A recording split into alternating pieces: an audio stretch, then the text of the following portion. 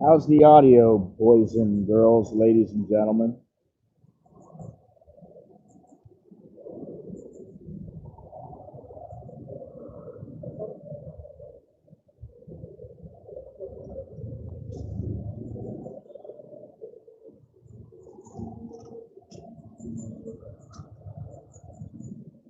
Anybody? You should be able to hear me.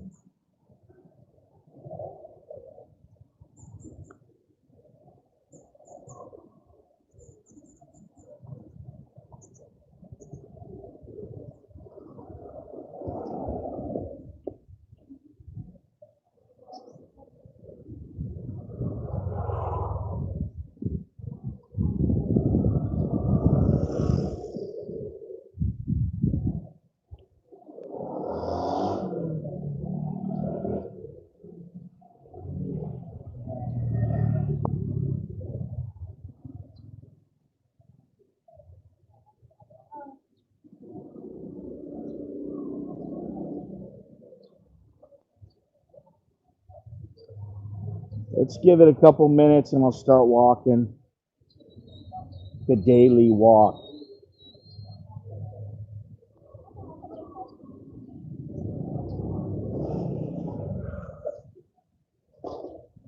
We are in Bangkapi at the moment, near Happy Land.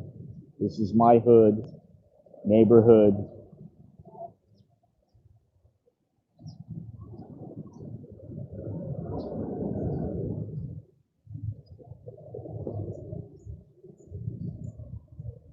Oh, I choked me. That sign means you can have good luck. Good luck for you.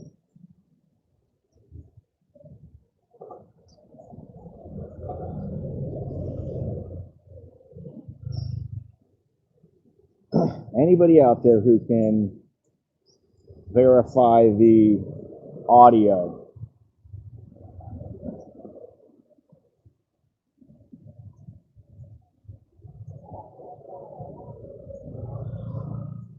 Can you hear my lips? Can you read my lips? Can you hear the sound?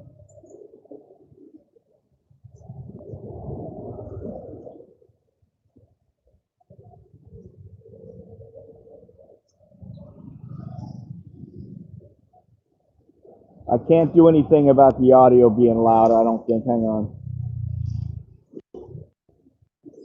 Shit. What the fuck? Hello, hello? Let's see here. That's as loud as it gets right there. You're muffled. All right, well, you know what? I'm going to have to...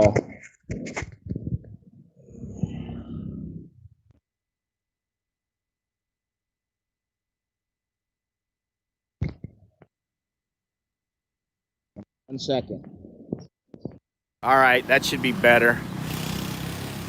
There you go. That's what I get for using the wireless earbuds.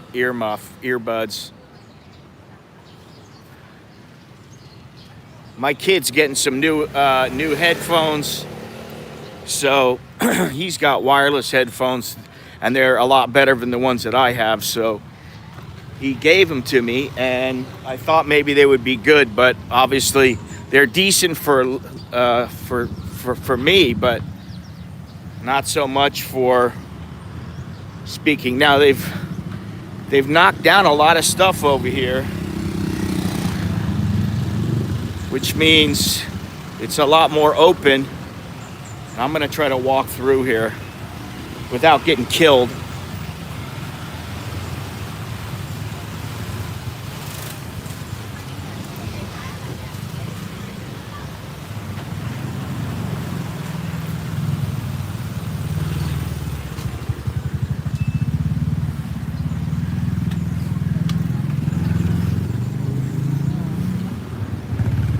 So maybe they're gonna clean this up finally.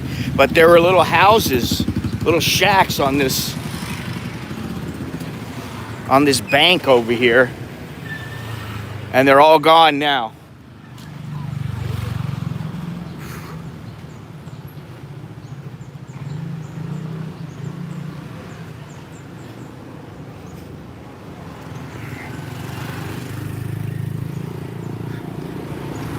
I think today I'm gonna go get some new film for my camera, protective film, because I don't think the last time I got anti-glare, and there's just so much glare, it's hard to read in the sun. I can't even see anything.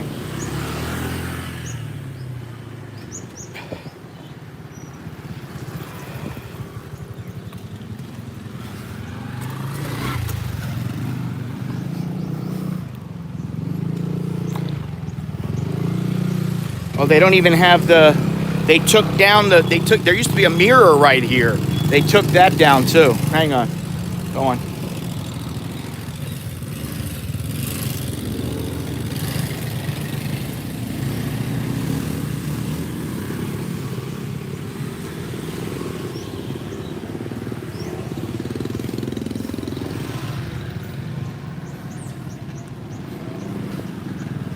It's a little hard to get through here, even on a motorcycle, but walking, you gotta be careful.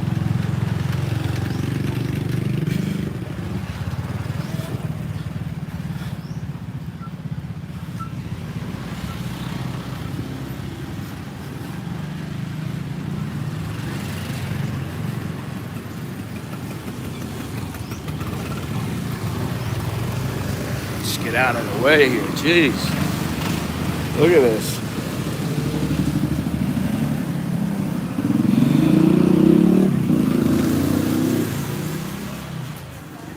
So they tell you the prices, well, they used to. It's kind of hard to see now. I don't know what it is. Doesn't look like a footpath. It's a footpath and a motorcycle path. That's what it looks like to me.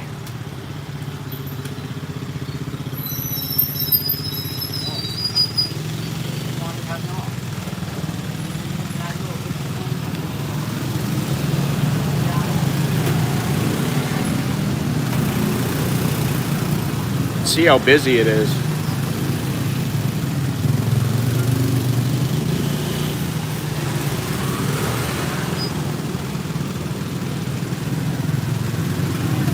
As they say in Thai, Yung Mart.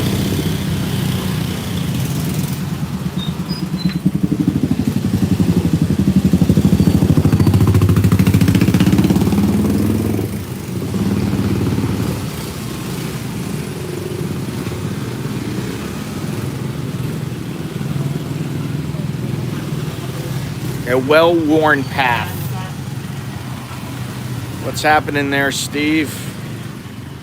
Traffic jam on the walking path and the motorcycle path. Hello, everybody. Good morning, Richard. Good morning, everybody. Chokdi, Swaddi, Swaddi. So, one of the things that my wife made me agree to, we made a couple little agreements with each other recently. And one of them was that we both start at least walking for some exercise every day. So I've been exercising, I've been walking, but I haven't really been streaming and walking as much as before. So today I'm just gonna take a little tootle around town and let the, done cop.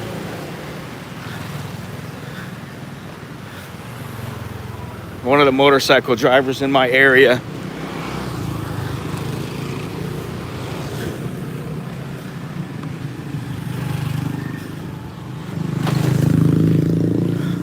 So normally up ahead I'll take a right. I don't think I'm gonna do that today.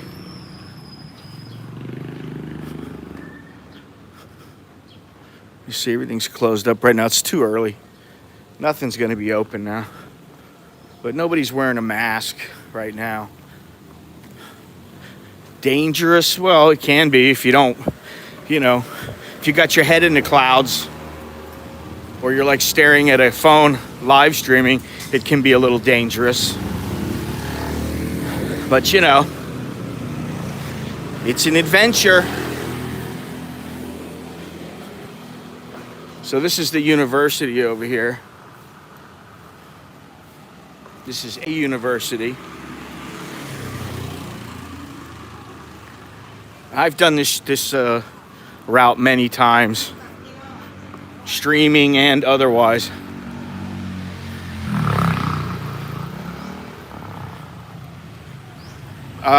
Bob, give me some time, man. I'm not going to put the whole stream back up because it's muted in places where they don't play. There's no sound. And it's demonetized, which I would leave it up, but it's muted. So what I'm going to do for that stream is cut out little sections of it and put them up as videos. And I'll put, if I have to, I'll put some background music up. Now what we can do is we'll walk over to the university and then we'll walk back and go the way that I want to go.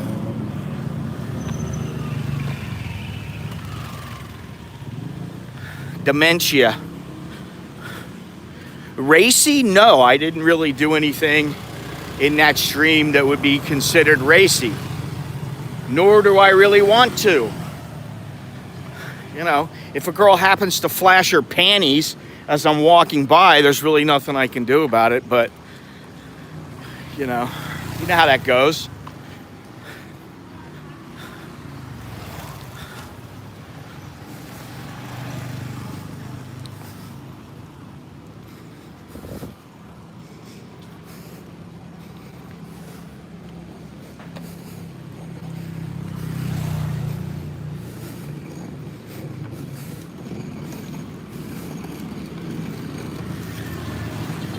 So this is obviously Rattanabundit University.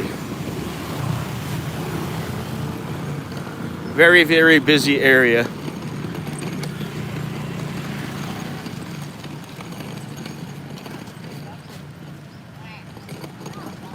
In Taiwan or in Thailand? Thailand, they have a big problem with road deaths, but I don't know if there's that many. I don't know if there's that many in Thailand, motorcycle deaths. It wouldn't surprise me, but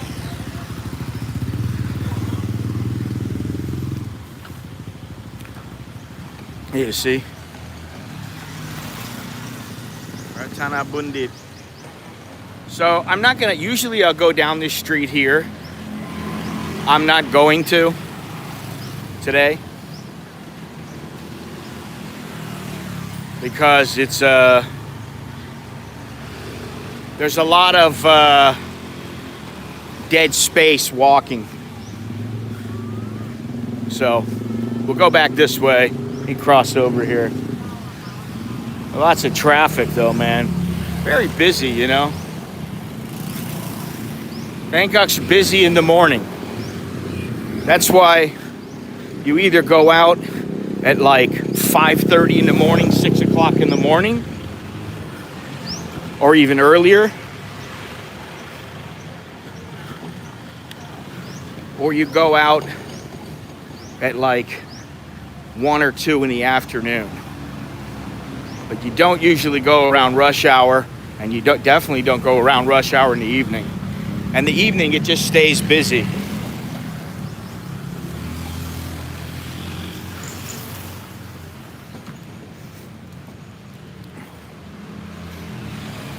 So I may start, I gotta see maybe every day, every other day. I may start doing a little morning walk in a different route every day.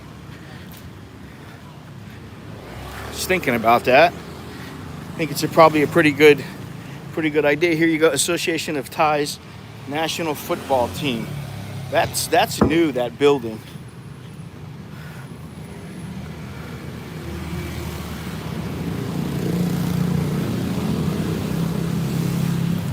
This place is open already.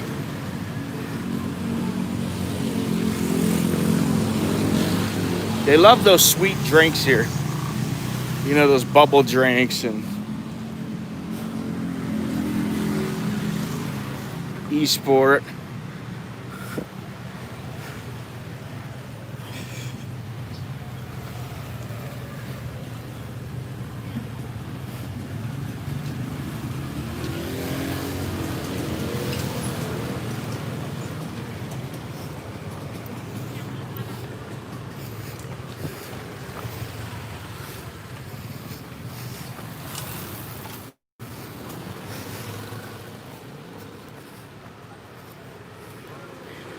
Be a little more quiet up ahead.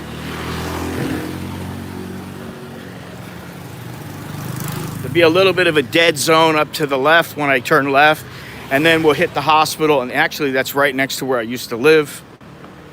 For those who are new and don't know, if you're new, please remember to subscribe, click the notification bell. If you're old, I sympathize with you.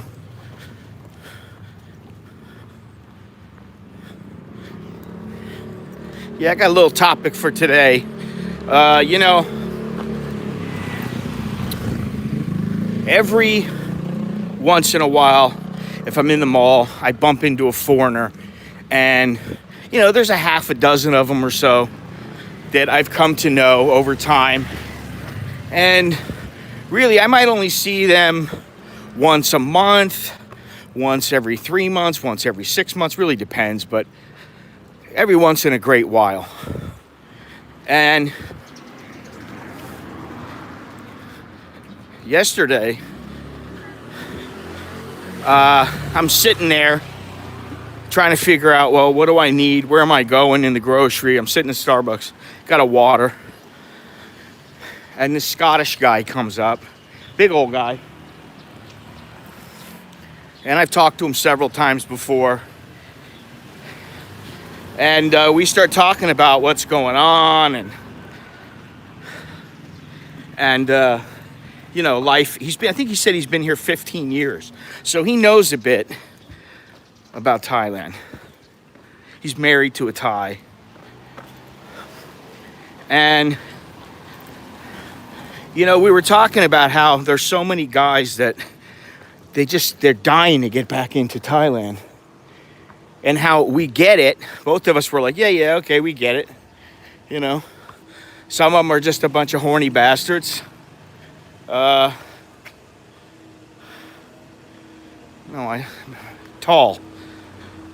guy, big tall guy. He's got to be about 6'7" or so.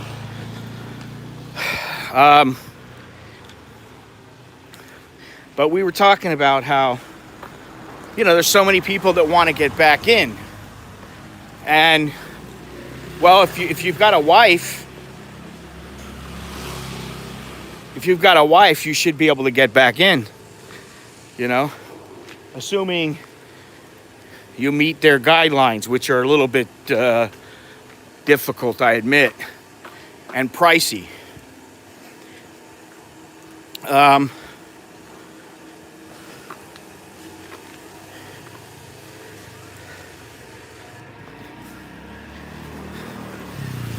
Gotta be careful. There's some dogs up on the left, up ahead. They always run out from this apartment complex, so I always slide over to the right.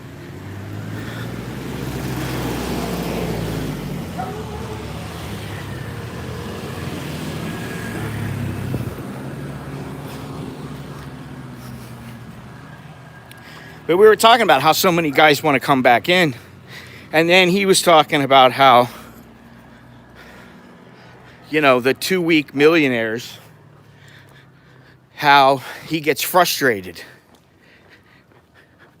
He gets frustrated very easily by these 2-week millionaires who come and they go into a place and they think they know, but they don't. And often what happens is, you know, the Thais are very generally non-confrontational. They're, you know, Thais are not going to confront you head to head unless it's something really, really major. But if you're at immigration and you start getting pissed off, or you're at the phone company, let's say TOT or something like that, and you get ticked off, you don't control yourself. A lot of times what they'll do is they'll just not assist you. They will assist you very slowly, or they'll lead you on and make things more difficult for you, like, oh, I'm gonna need an extra copy of this. You know, you're gonna have to go get a copy downstairs. Oh, then they get the copy and then they find something else and they, oh, you know what? You're gonna need a copy of this too. And it's my lunch break. You know, that sort of thing. So basically what we agreed on is that here, it always pays to keep your cool. You know, a lot of times you think, oh, well, you know, the squeaky wheel gets the grease. And, you know, maybe that happens sometimes, but for the most part, you get more flies with honey than you do with vinegar. And that's something that, especially in the tourist zones, if you go in very respectful and you understand that this is not your country, you're gonna have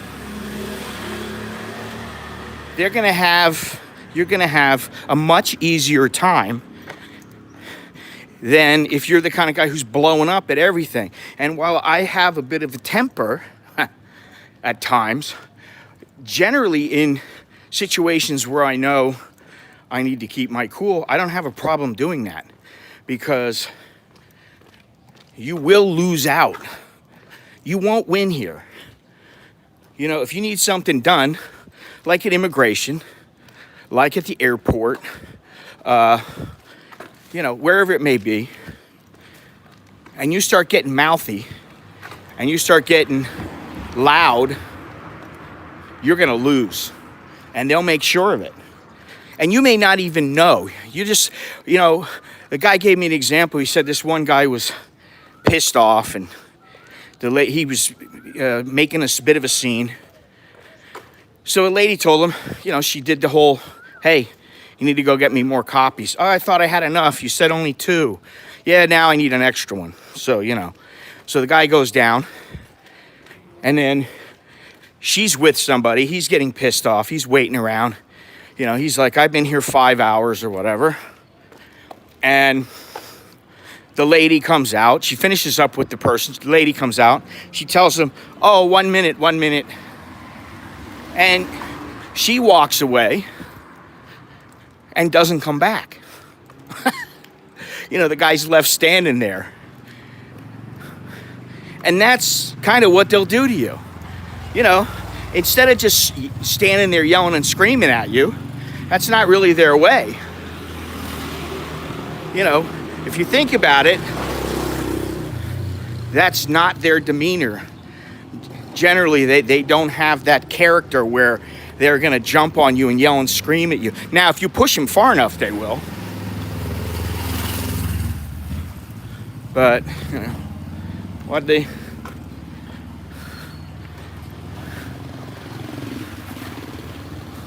So we're coming up on the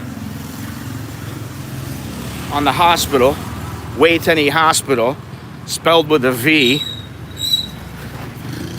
Looks like Vajtani, but it's Waitani. And this is a new building. When I first moved here to this area, which is Ladprao 111. This was not here. And even this corner tan building was not here. It's all been built up. The hospital was a nothing hospital. It was very small, and you know, it wasn't one of the better hospitals. And I think because of the potential Middle Eastern patients, they were able to get some kind of financing or whatever, and they've built up the hospital to be, you know, a large hospital. Now, I've had a couple of times where I wasn't very happy with them, but all in all, I've been pretty happy with them, you know.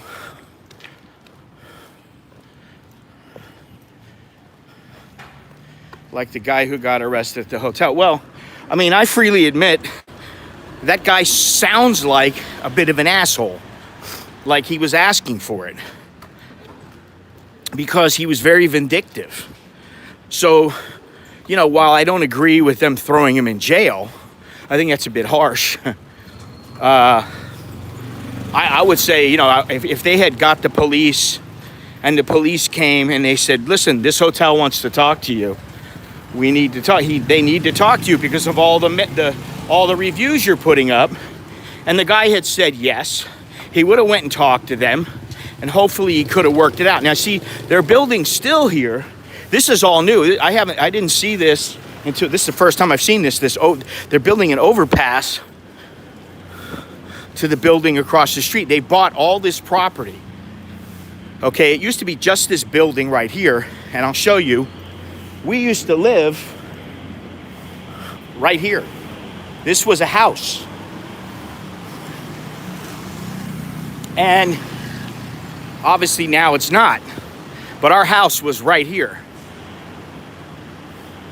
And actually, what was nice is that when the hospital, the lady told us, hey, the hospital bought my house. She said, you know, you're going to have to move. You have 6 months. We're like, okay. See, this is, if you have seen some of the old videos, this is it right here. Okay. I used to get my kids, and when they were just little suckers, and have them work the focus mitts with me right here. And their little friend was over here, the little girlfriend, who was now older and doing her own thing. But see, they bought all this out.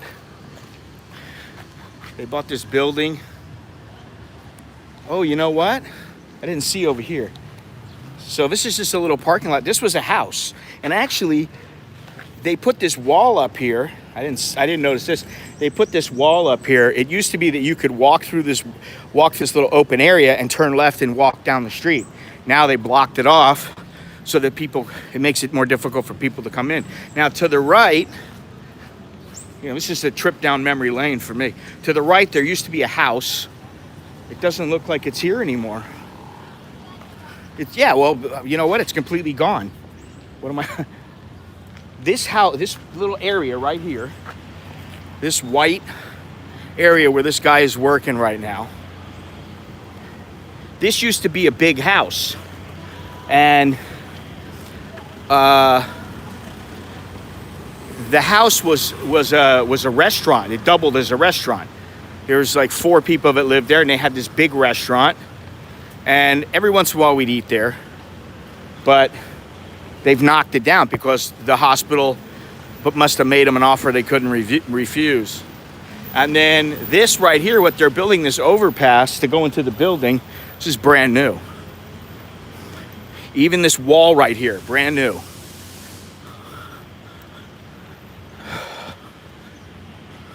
In fact, I used to get the motorcycle to drop me off right up here.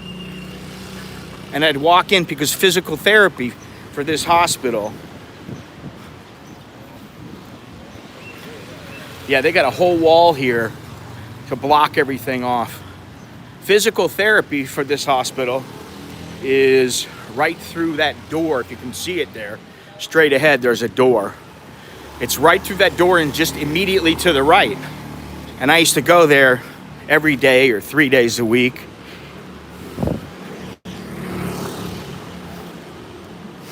Yeah, this is all new. All this is new.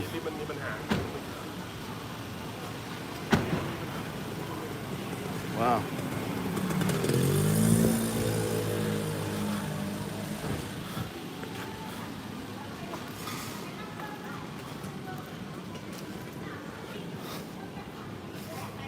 Now it's a bunch of workers. But this, see, they've made it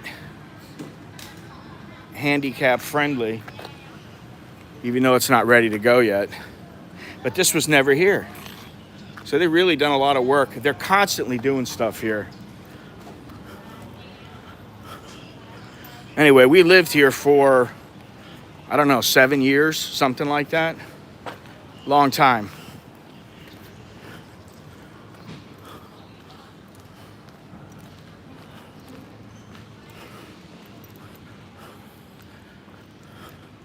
And I used to come over here and go to Starbucks.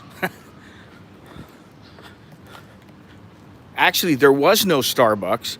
And then I found out there was a Starbucks and I started going there all the time. And then, yeah, you can walk through here.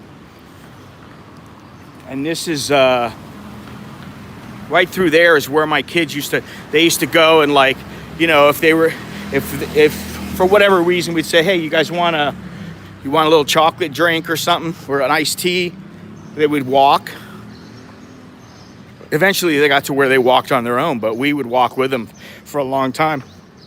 And they'd go and get their little drink and, you know, do their thing.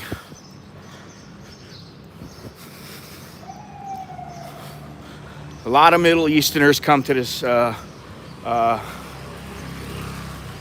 hospital. And of course they have their own price tier.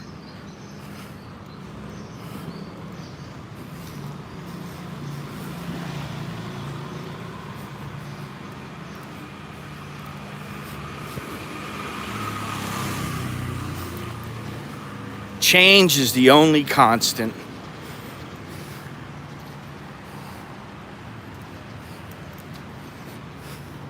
So I'm gonna walk across the street here and go over the overpass. Yeah, this is 7-Eleven. We used to go to 7-Eleven all the time. It's just not far from where we live. We didn't move all that far away. But you see, they're always building stuff. You know, I don't know when enough is enough. I don't know what the plan is to finish the place, you know? Now, Mr. Longhorns, be he lurking or be he not here, Mr. Longhorns and I, and my sister and her kids and my mother and my wife and my kids, we all went to this Al-Waha restaurant, a Lebanese, Mediterranean, Indian fare. We all had dinner there together. Small place, but very good food. And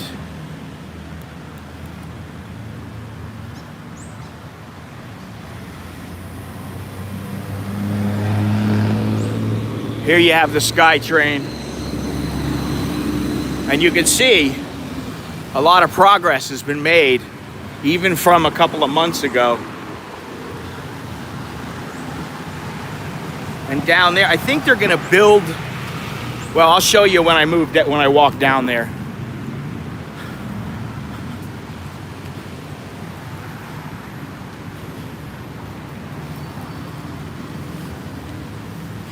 You know, it's not very far away from where we are now, but it seems like, you know, another universe because we don't hang out here anymore. It's not the hood. This used to be a glasses place. They used to sell glasses. And this haircut place, they've had like 5 different salons here and none of them succeed. Probably because there's no place to park. you know. And these are the patong. Very good. The little bread things you have with joke. Very, very good. I love those. Wow.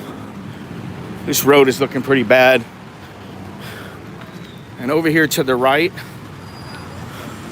Oh, it's not. Is it here? I think it's still here.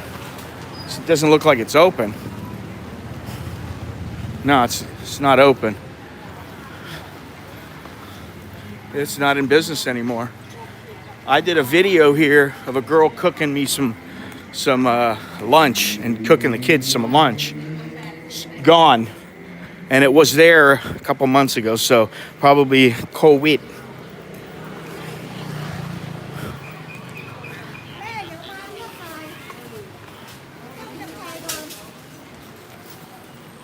Anyway, that's all there is really up here. There's an apartment up here.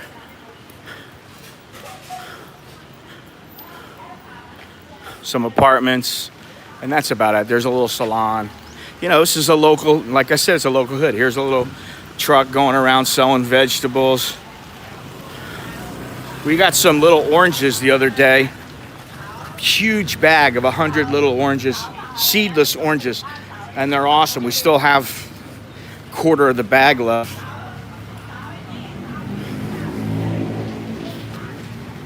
This is about as real as it gets. This is not a tourist area. This area is not geared towards foreigners. And this place up here, I don't know if they still sell, yeah, they do. They still sell magazines. This place here, they sell the Muay Siam. And I was in Muay Siam once, and they saw the magazine, and then they saw me because I used to come in and buy it every month. And they said, "Hey, you're in the magazine this month." I'm like, "Yeah." Oh wow, they were so. See, there's the little bags there. We got our bag was about 20 times as large as that for the same price.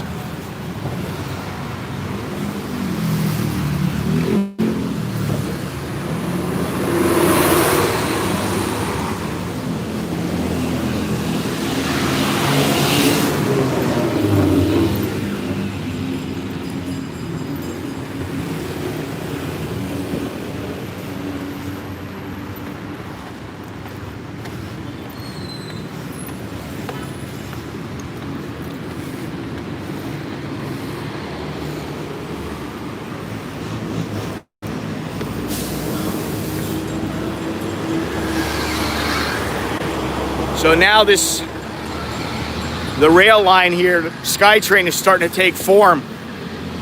It's starting to look like it's almost ready. So I'm gonna assume maybe another year.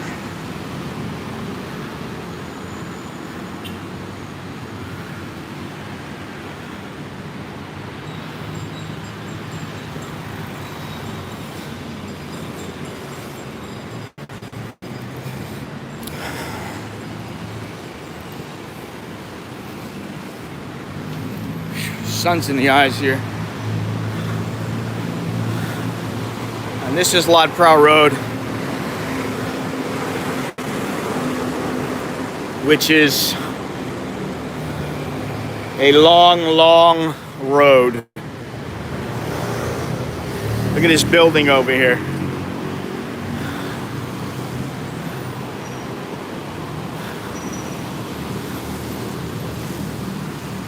Pretty packed, eh? Now, I don't know what time it is right now. Looks like it's about 8:40.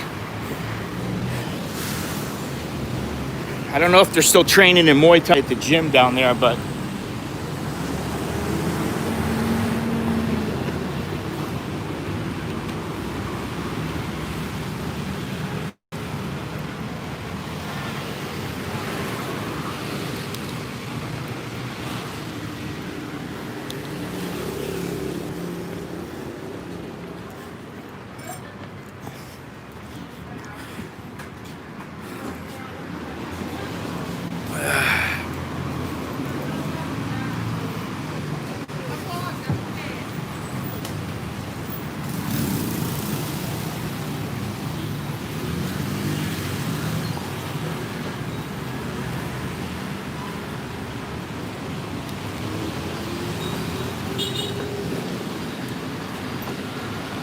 Oh yeah, so this street is starting to calm down a little bit.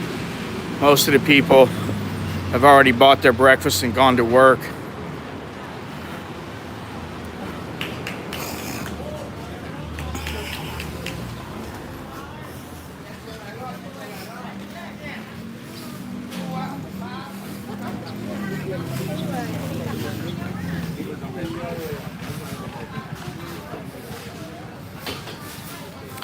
Got all types here.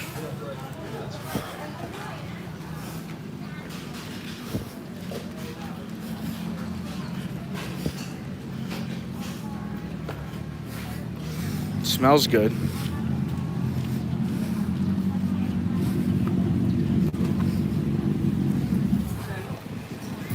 Massage parlor.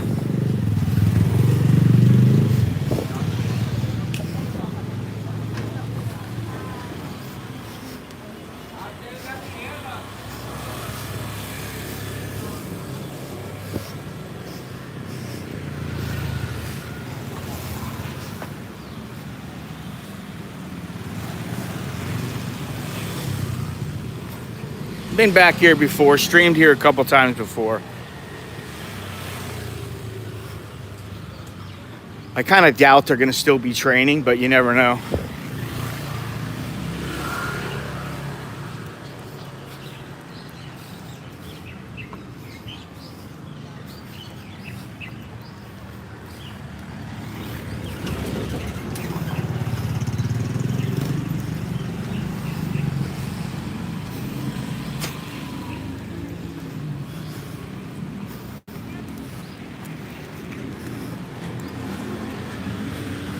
See, compared to Pattaya, like this is where I feel comfortable. I feel comfortable in Bangkok. I feel comfortable where the Thais are not geared towards, you know, the foreigners and it's bars and please come inside, you know, because they don't expect you. You know what I mean? Like there's not a huge number of foreigners here. Well, they changed this up a little bit here. That's pretty cool.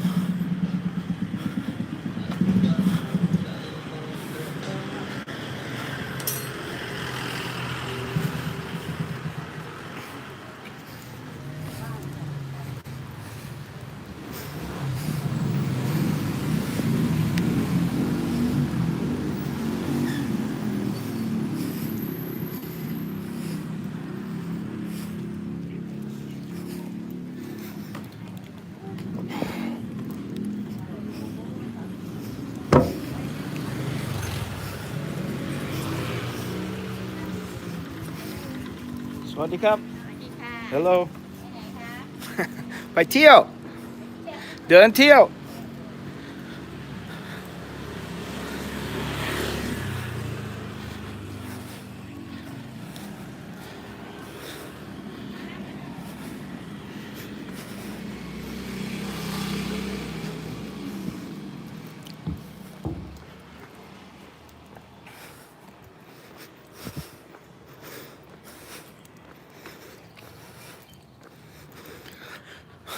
Now, like I said, I don't think they're going to be training, but this Muay Thai gym has been around. Now he's got like it's like two big spaces, two lots of property. You know, like it would be enough for two homes. But when it started out, it was like 1958. The guy's like grandfather or something. So it's a pretty well-known gym, and they had one guy who I used to follow in boxing all the time. He was like the 105-pound champion. His name was Net Singwancha, Net Sasi Papa.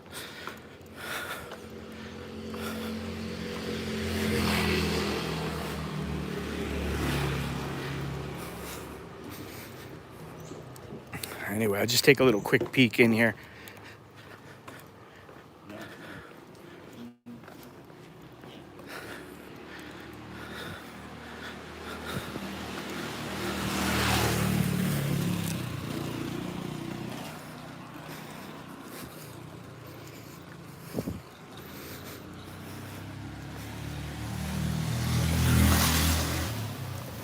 Longhorns. What does this say? My favorite road, the wedding shop road between there and Ratchapisek.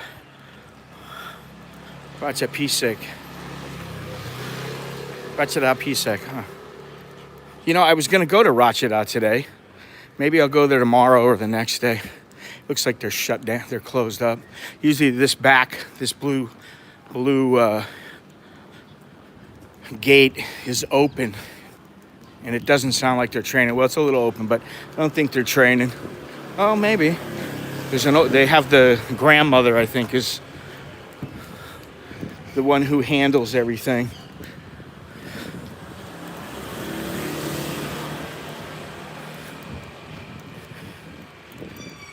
It doesn't look like anybody's in here.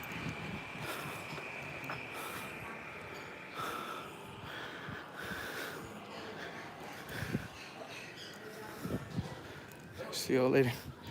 Oh, สวัสดีครับสบายดีไหมตอนนี้มีนักมวยไหมไม่มีฝรั่งนะมีคนไทยไหมคนน้อยอ๋อซ้อมแล้วอ่ะอ๋อยังไม่ได้ซ้อมอ่ะไม่มีฝรั่งแต่ไม่มีคนไทยก็คนไทยก็ไม่ซ้อมโควิดก็ชกไม่ไหวเนาะผมไม่ตอนนี้ไม่ได้ตัวก่อนอเมริกาครับแต่ลูกก็ซ้อมที่นี่ด้วยจำได้ไหมจำได้แต่ตอนนี้ก็ทั่วผมก็แฮกมาเลย แต่ไม่เป็นไรผมมา say hello โอเคครับขอบคุณ Yeah, so basically don't have foreigners. And the number of Thais they have are very small because, there's not all that many fights for them to have. And a lot of them are just like, hey, you know what? We'll go back. I'll train in my village or whatever. And, if there's a fight, I'll go to it. So it doesn't really surprise me that there's not very many people there. Kind of sucks for them. But that guy's been there for years and years. There's a couple of guys, they've been there for, 15, 20 years. As long as I've been going to that place. There's an old guy there he's really old now, but he was old when I first started going there, but he's really old now. Anyway, we'll walk back out onto Ladprao. Take a little stroll.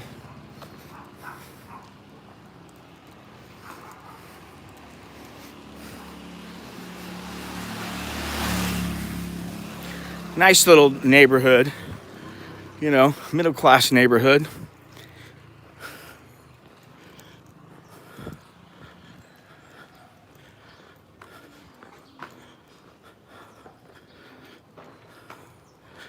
You see, you got BMW over here. Hilux. Some of the houses are older, but they're nice, This is a nice area, this whole couple of blocks.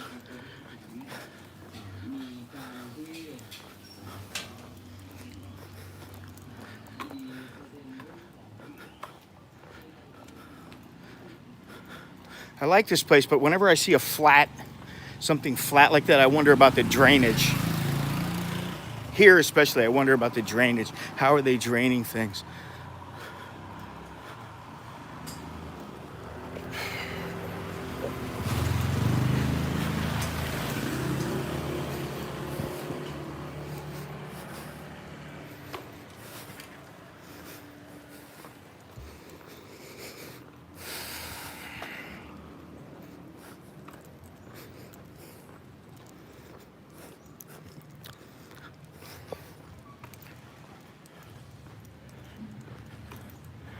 Here's some cables for you up here.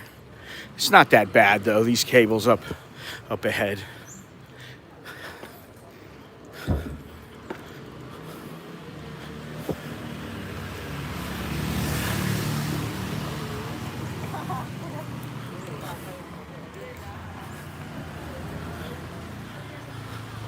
Looks like they've tidied them up quite a bit.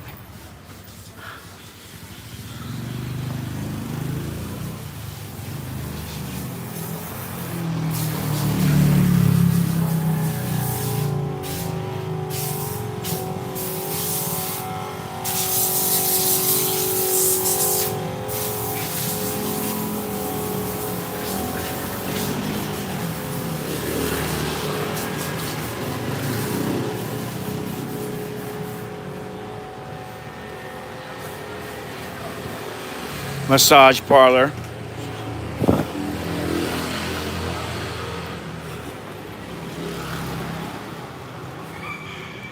Sometimes you have to really look if you want to find a massage parlor.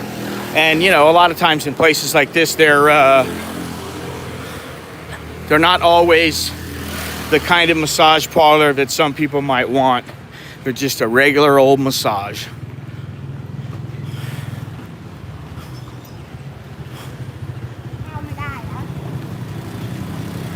Family Mart.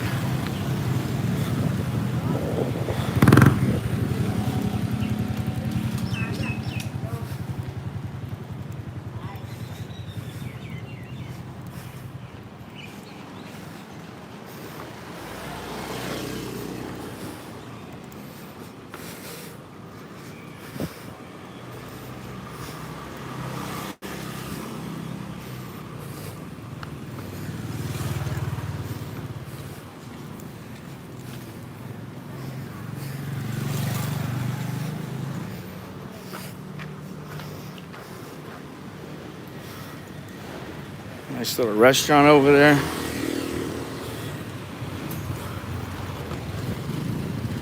Fish and curry, fruit and veg. Joke. A rice porridge.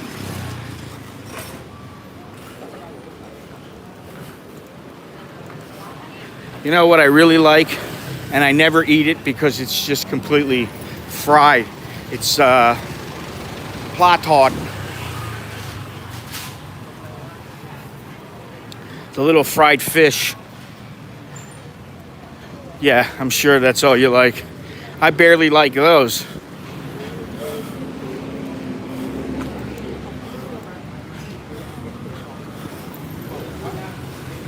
All right, so when we go up, when I walk forward a little bit, here we go. 45 baht, $1.50 for those bananas, and you know they get cheaper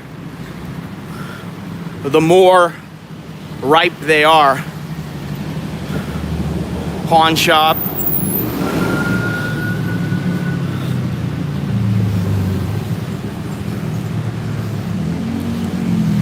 But up ahead is the area where the Sky Train is going to exit, and it may be quite long, that area, because they want people to be able to, this is a driving school, they want people to be able to get out and go to this Tawana,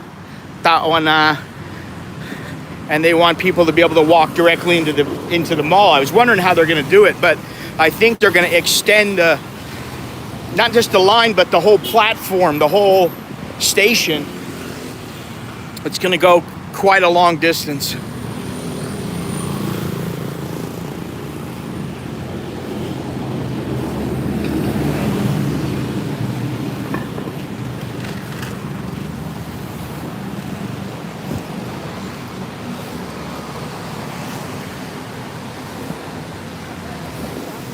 Coffee shop up here, Virasu.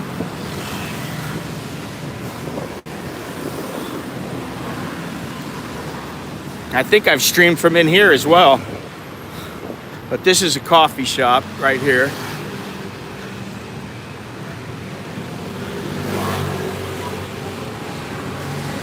This is the Virasu, which is shut. Not open yet.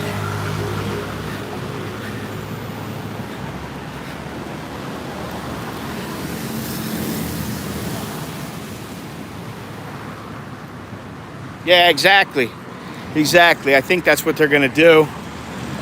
You know, we'll find out in due time. Now, this is a coffee shop, but it used to be just a little shack. And I used to talk to the girl who worked. She was the owner. She worked it, and she had one person that would come in every once in a while and help her out, like on her day off. And now it's gone. I don't know if she sold it or if that's hers or what, but I haven't gone back there in a couple of years. Man, it's brutally hot. This place, constantly changing ownership, changing businesses, and it's all because you see the parking is minimal. They had a big what do you call it? You know, a spa kind of thing, and it was massive. Yeah. When you're walking on the sidewalk, you gotta watch out for motorcycles.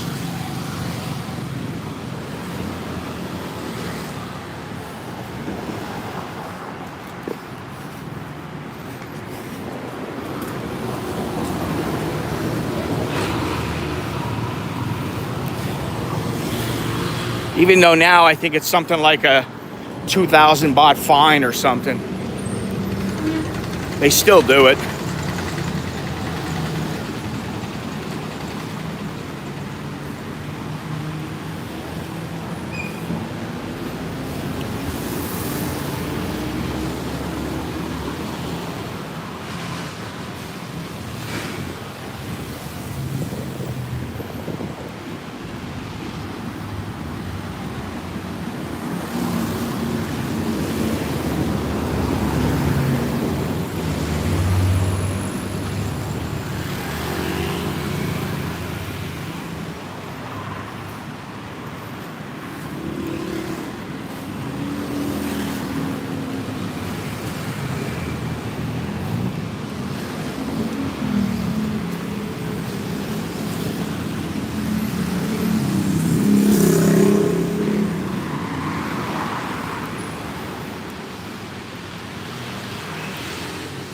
International Education Center. So I think it's a language school now. It used to be a light. They used to sell light fixtures. And this place is all restaurants. And this is the only one that's been open for a while now. Quidtio. Smells good, man. Smells really good.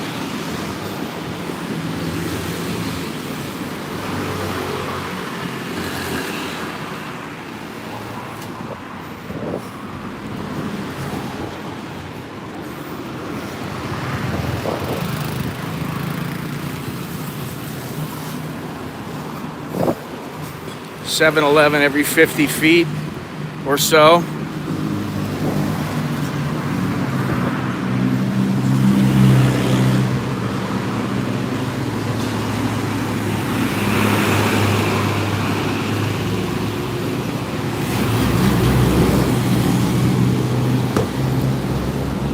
Anyway, you know what? I forgot all about what I'd been talking about before, but I was talking to the guy yesterday, the Scottish guy, and you know, basically about how a lot of times the problems that people have here are because of their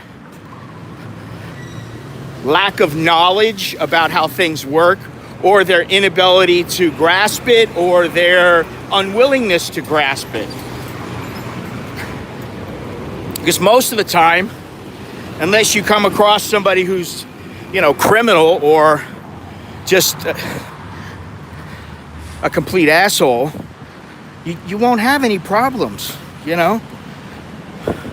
Even if they're trying to cheat you, you know, you speak nicely, you try to weasel out of it, you try not to pay them if they're gonna cheat you,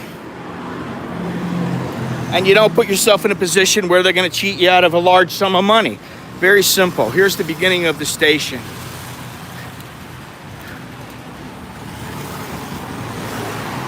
But we were talking about that yesterday, and how, you know, it's very easy, even with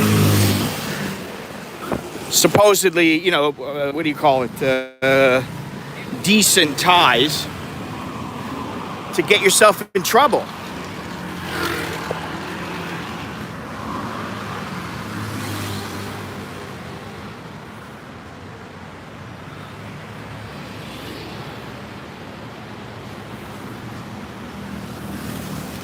So you see they've started to build this. I don't know what they're gonna do here, but they're all the way up to there.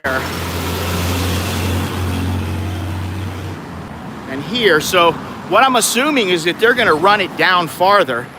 I could be wrong. Here's a KFC.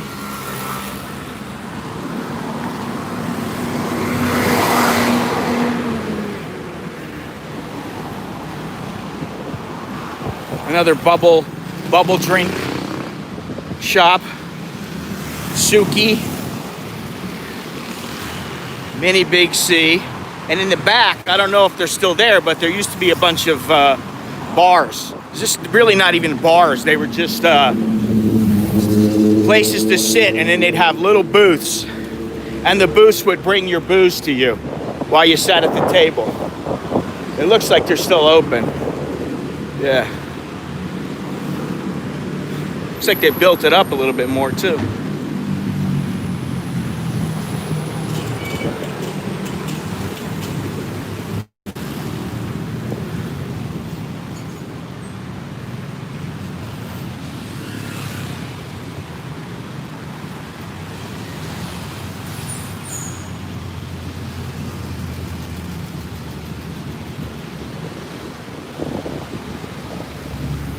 So, you know, I wonder if they're going to continue this or what they're going to do.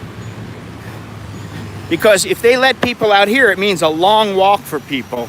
I can't see them having people come down to the sidewalk right here and then having to walk all the way over to Tawana and the Mall Bangkapi, which we're coming up on right now. Now, this building right here, you know, they're always building. The more you look around, the more you realize that Bangkok is in constant state of flux. This used to be a 7-Eleven for a long time. It's just been sitting here.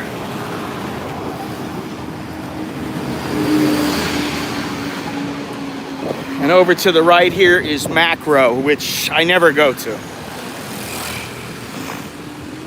Unless maybe I'm in Suratani, and then I go there because it's closer than the grocery store.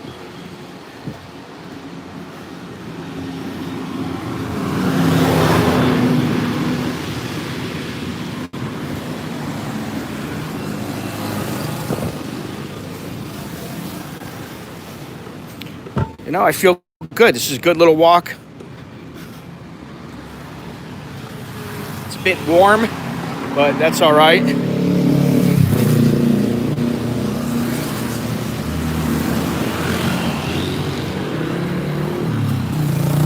All right, so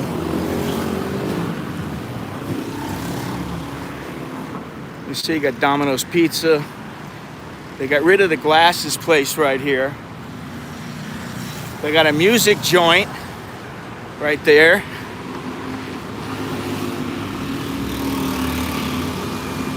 Let's just go in here.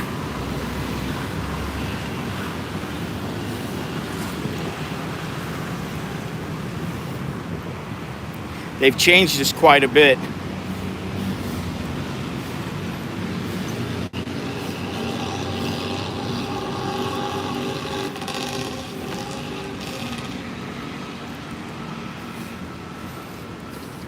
Now the glasses place moved over here. This is Tawana. This is the another Big C, Mini Big C. Watson's drugstore. And before they used to sell nothing but phones in this place. Now they sell all kinds of things, clothes and there's a Cafe Amazon here. Opens at 10 o'clock.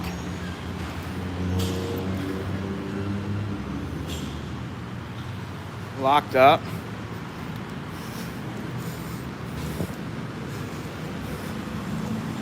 And if you go back here to the right, it's basically, this is an area that leads right next to the mall. You could walk right into the mall, but it's all clothes and, you know, the usual stuff they sell. Fake nails, you know, cosmetics, everything like that. So you can see there's the platform. I don't know if they're going to extend it all the way down here, you know. I don't know what the purpose of these orange and white things is.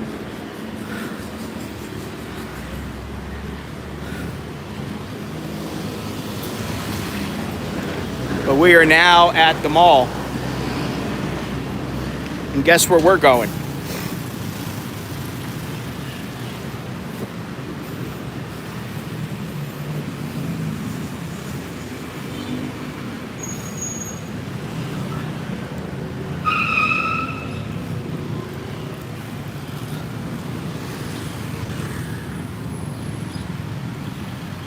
This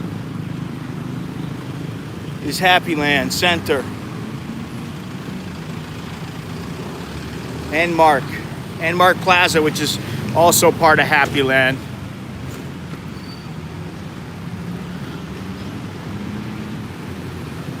Paradise at the mall.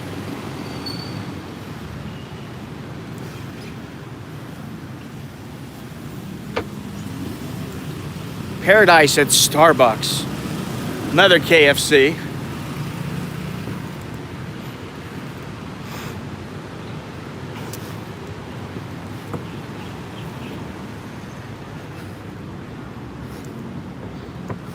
Some guy wrote me, I don't know if he listens or watches regularly or what the deal is, but he wrote me the other day, and he, you know, with a suggestion, which I appreciate.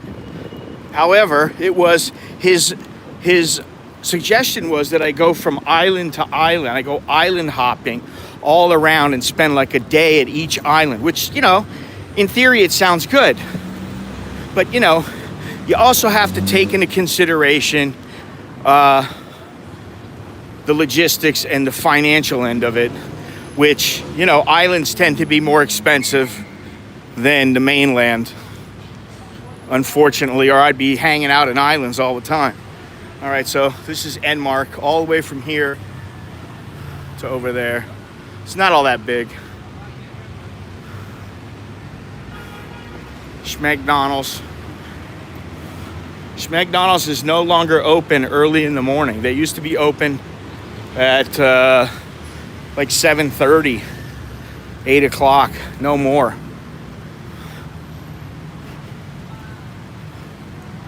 They go all over.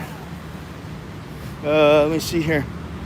Del Mall, Bangkapi. Can't see that far. Del Mall, Bangkapi. Sukha. I think it's Sukapiban Sam, which is it's over this way and to the right and then to the left. They all go around different places, but what is this? What does that say? Met. Yeah, I don't know where that is. Kind of hard to see here. Rotu Doi. Okay, that doesn't say anything. It says Bangkapi, Ladprao. Looks like Big C, Soy 87. So, you know, they take you in a certain direction and hopefully it gets you to where you want to go. But sometimes it's just better to jump on the bus. You know, if it's a straight shot, you just jump on the bus.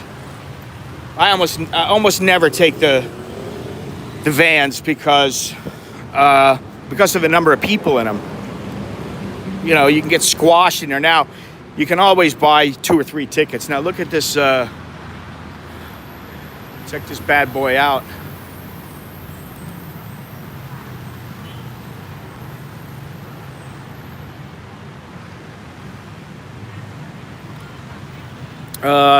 This Friday, I guess this Friday and this Monday are Black Friday. And I'm hoping there's some sandals that I want. I'm hoping I can get 50% off like they say Plus I got M points, you know, which I can get a couple $100 off, so I can come close to paying next to nothing, you know. Hang on a second here.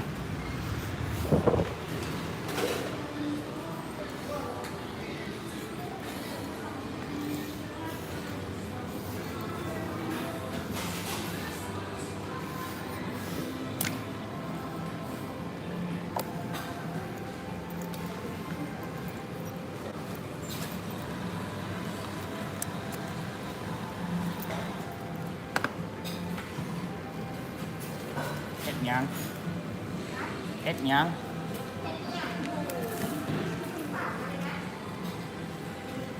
What's happening?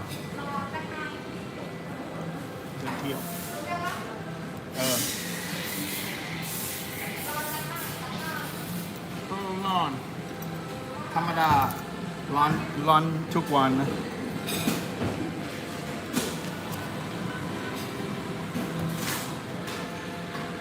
We got the A team today. We got Miss Beer and we got Miss Preo working.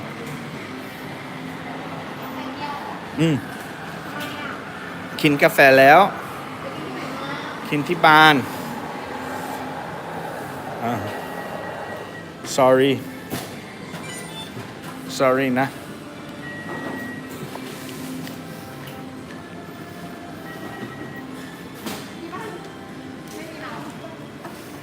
เหรอจริงเหรอทำไมอ่ะ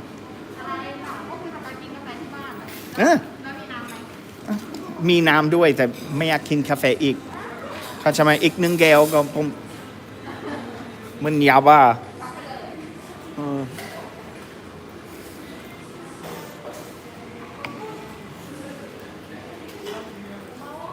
All right, I'm going to sit in my seat then. Cool, man.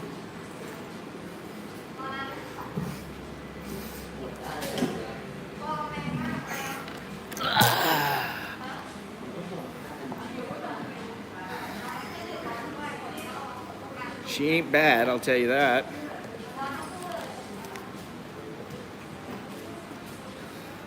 Let me put it to this way, guys.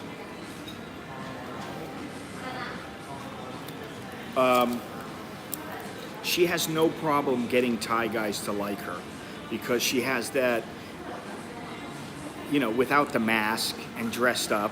I've seen her a couple times when she's in regular clothes. She has that little Korean, Japanese look that the Thai guys love, and she's not dark skinned, so they like her.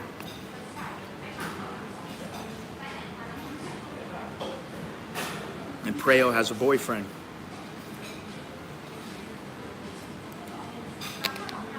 His name is Gennaro. I don't think so, honestly. She probably bought it for herself. Having talked to her for quite some time, it would seem more in line. It would seem that she probably bought it for herself as opposed to having some guy buy it. Yeah, that's what I mean, you know. It's Bangkok Starbucks tumblers would sell huge on eBay. Yeah, okay. They sell huge on eBay. The thing is they're like, the tumblers are, I don't know how much they are. They're like $15. They're not cheap. Let me see.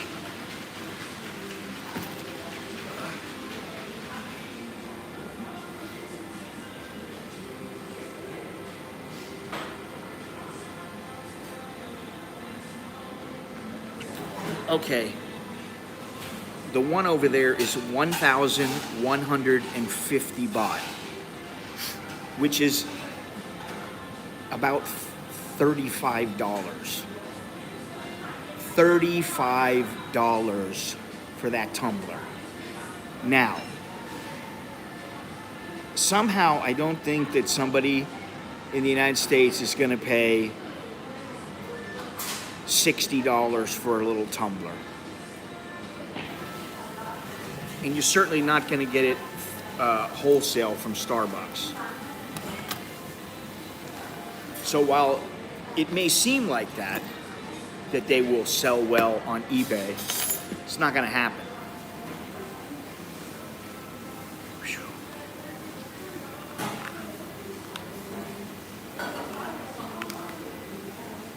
You know, it's only in the low 80s,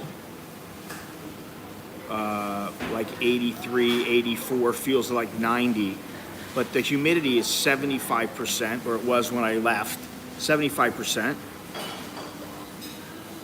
And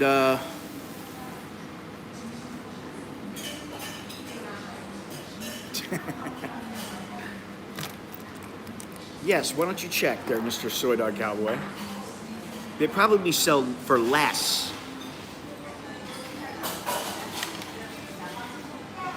I don't know. You might be right. I don't know. I'd be very surprised. And if you're right, then I'll probably end up buying about 10 of them and selling them on eBay. Except I don't think I can make any money from it. I mean, honestly. I think cannot. Sweating my ass off here.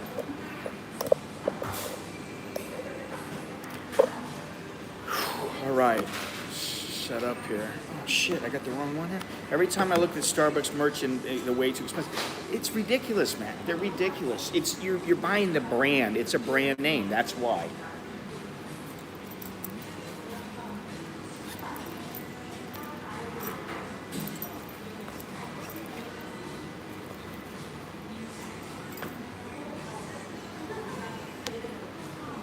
Okay, find some stuff on Mr. Steve. Thank you very much. Your wonderful contribution is greatly appreciated, and may you have good luck all of the day. Chok di. Good luck for you all day and all of the night. I should ask them, why are they wearing their mask all the time when they have the plastic? They never used to wear the masks up until a month or so again, but probably their boss, the manager, said, we don't want any problems, wear your mask. Because now they wear them faithfully. Every time I come in, they're always wearing their masks.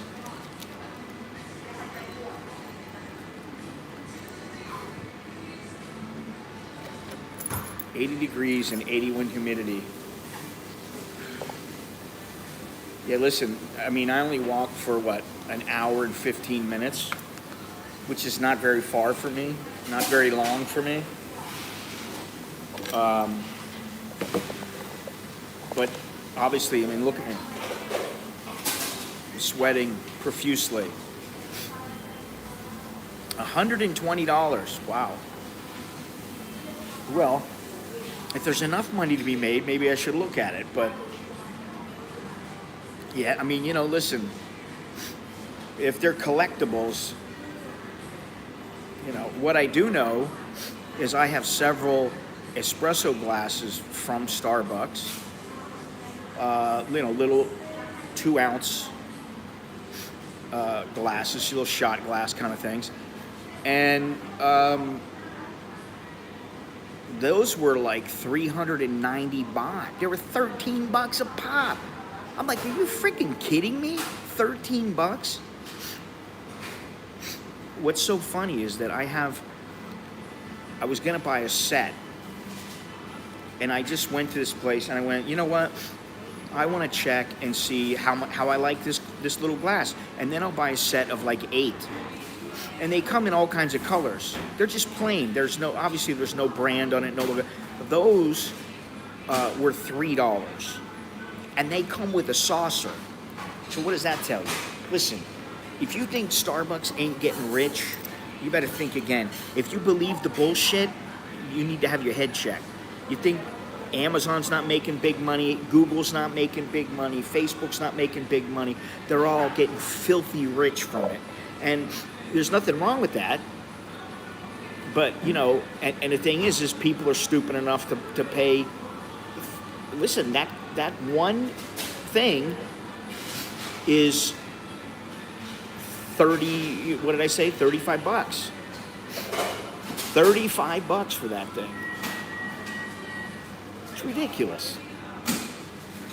You know. Do you want this tumbler? Thank you very much, Richard. Cool. Choke deed to you. All of the day and all of the night.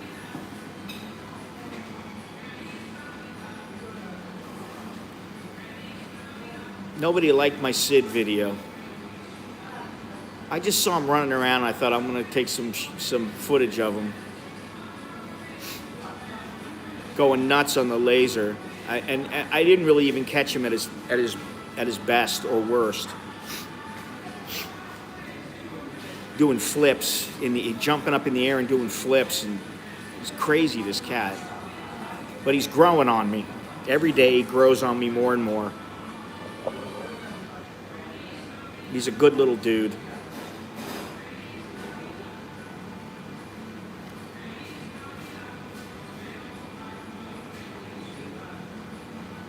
Starbucks mugs also collect. Well, that's what I mean.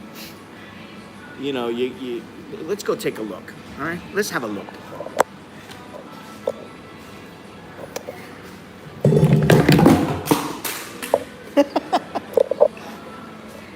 So much for that. Not the lie.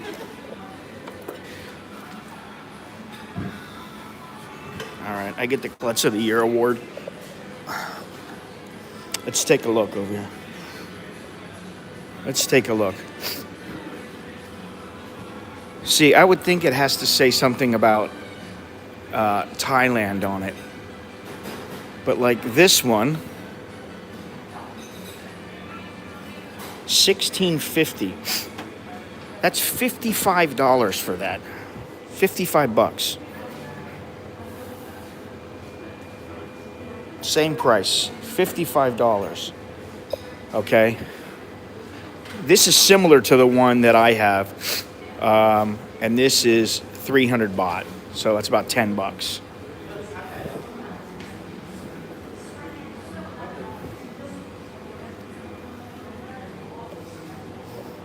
This is the one I said was 35. This is how much?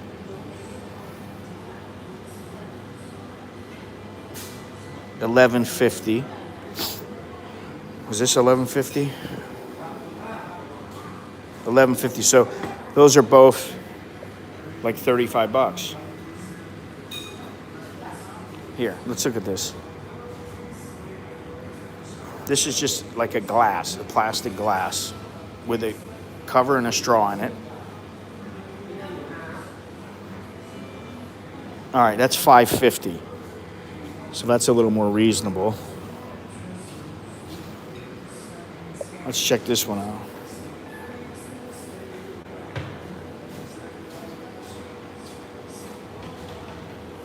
$9.50.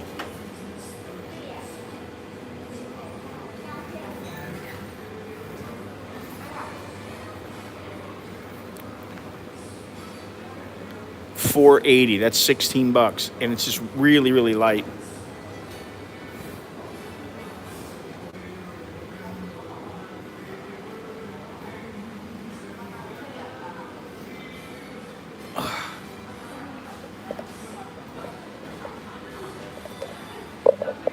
So,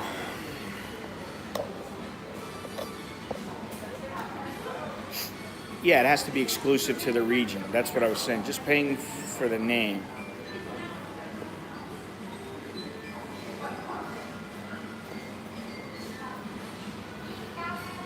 I can't believe that you cannot buy a Harley Davidson Bangkok t-shirt like online somewhere at a reasonable price.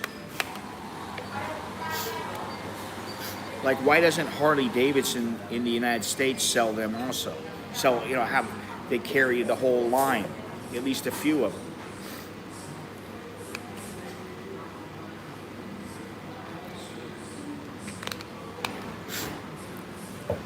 Speaking of t-shirts, I still have the Hooters discount going on, 10%. Use the code Hooters. Go down there and where it says merch, You click on that link, choose something or some things you want, put the code Hooters in, and you get 10% off the order. Not a bad deal.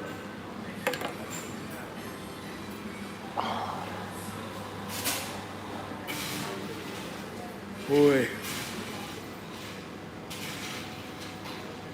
You should print them. You have a history. What could possibly go wrong? Yeah. That's what I'll do.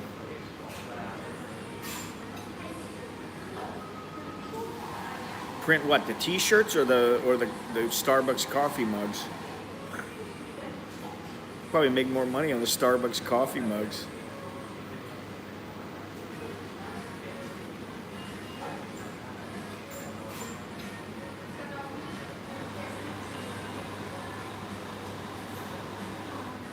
You know what's funny is if you go to a Starbucks anywhere in the vicinity of this place and you start talking to people in other Starbucks, they all know each other. So-and-so from this Starbucks knows the manager and knows a couple of people that work at that Starbucks. They all know each other. They go to little parties together and all that kind of stuff. Well, I do print them myself. Not me personally. I have a watch, paid about $300. There's a special dial, another high-end watch. Charges several thousand for that same dial. Yeah. Well, speaking of watches, you don't see me wearing my watch right now because the band on it is $165, and all I need is the little loops. So I'm thinking about getting a new band for it and not worrying about whether it's a tag band or not.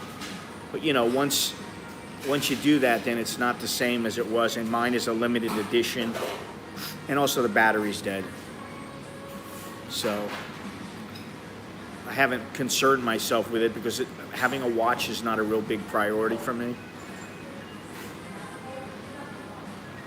But as far as the t-shirts go, I do print my own t-shirts. Or I have a company that prints them for me. I don't have any here with me because if I was to print them myself, I'd have to have a bunch of different sizes.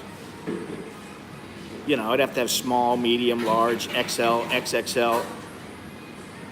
And obviously you can figure out how many sell the most, but it's still, you gotta, if I was to buy them here in Thailand, I forget what you have to buy. You have to buy a couple dozen, I'm sitting inside. There's your girls, Gennaro. Don't fret. Only thing I don't like is the glare. They're working hard for these Grab drivers. That's where a lot of their business comes from. You missed the close-ups? Yeah, he missed the close-ups. Shit, I hope I didn't break this gimbal. No, I didn't. I'm gonna have to go over to DJI pretty soon because I need to get insurance for the drone. I want to start using the drone again.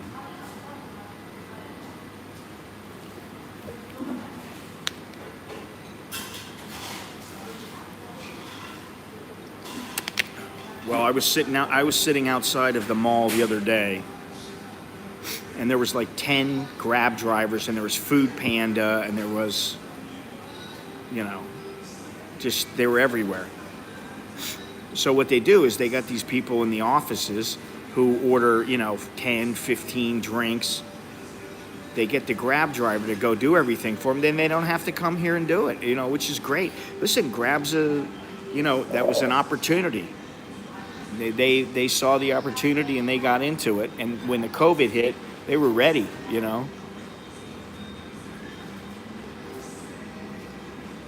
Listen, I don't want to go out as much as I used to. And sometimes I order my groceries right through, an app on my phone. So as a tool, it's fantastic, There's no Uber here. Uber is no more.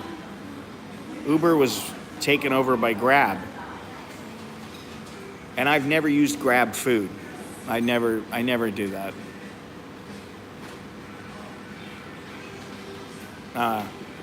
Yeah, they got so many of them now, you know. Look, he's got like what, 2, 3 bags? How many bags? Two. Looks like two. Might be three. It's three. 3 bags of stuff. Now I can go over here and have a little chat with them. It doesn't look like they're too busy.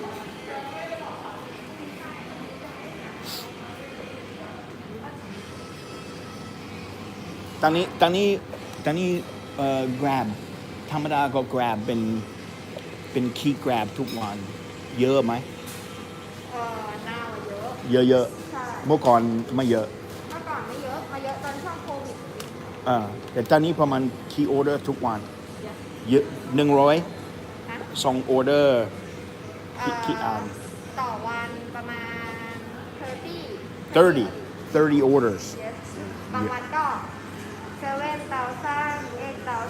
7,000 baht 8,000 baht there you go you can figure that out so that's 200 210 250,000 baht that's a lot of money man you know they're all wearing a mask they're all wearing a mask now ทำไมตอนนี้ทุกเวลาก็ใส่หน้ากากเมื่อก่อนไม่ใส่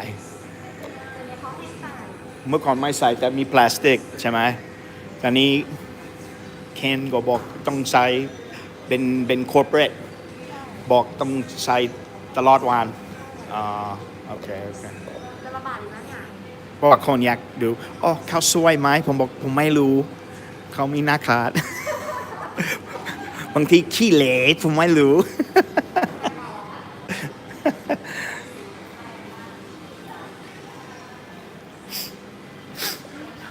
I said to her,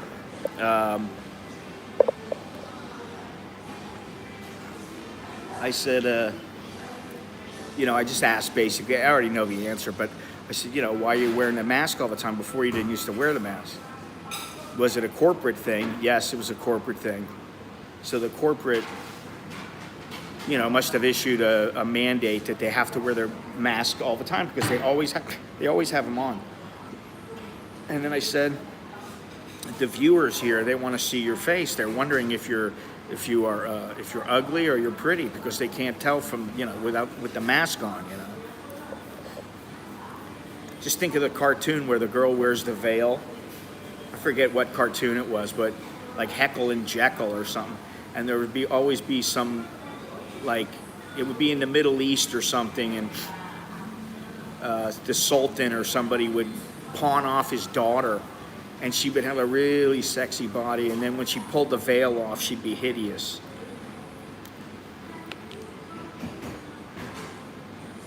Somehow knowing what I know, it's not quite the same, though.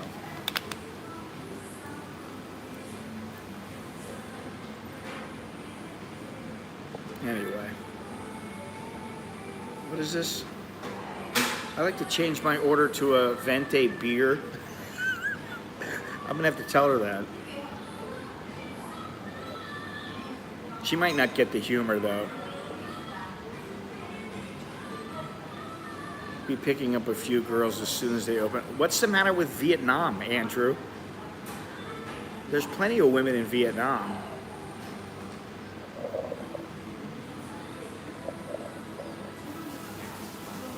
I mean, seriously, the Vietnamese women are good-looking women. There's good-looking women everywhere. That's the whole thing.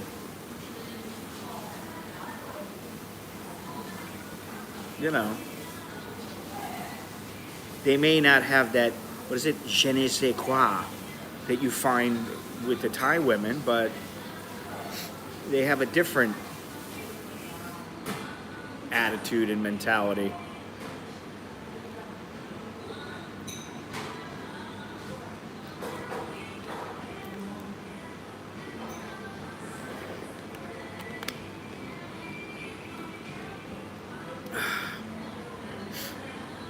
Oh, fantastic coffee. I'd say the coffee is better in Vietnam than it is here. Unless you go to like some little boutique place or whatever. But the Vietnamese coffee itself is better, in my opinion, than the Thai coffee by far. And plus, I like their egg coffee, and yeah, it's good stuff. I liked my time in Vietnam. I really enjoyed Vietnam.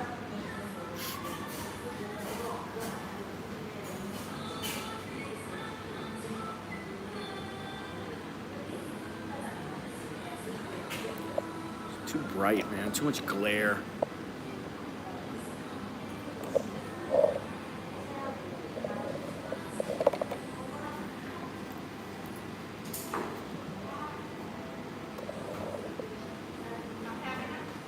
La. There you go. She's wearing a bad jacket. She's bad. I like that jacket, actually. I really do. I like that. It's pretty cool. So she told me, yeah, she's all alone now. Now, if you remember, Preo is the one who, when the two girls came in and the little nutcase girl came in and started attacking them, she was like standing there going like this. She was scared shitless. And the other one was kind of just standing there trying to figure out what to do. But she wasn't scared. She's probably going to beat the crap out of the little girl.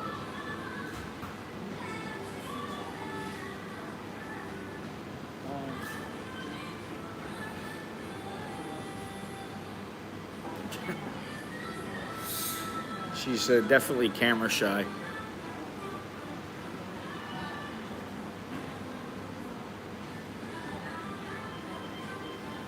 She could be like the Hooters girl. What makes a girl choose Starbucks over Hooters? Ever wonder? What kind of girl is she? Starbucks? Hooters? Which do you prefer?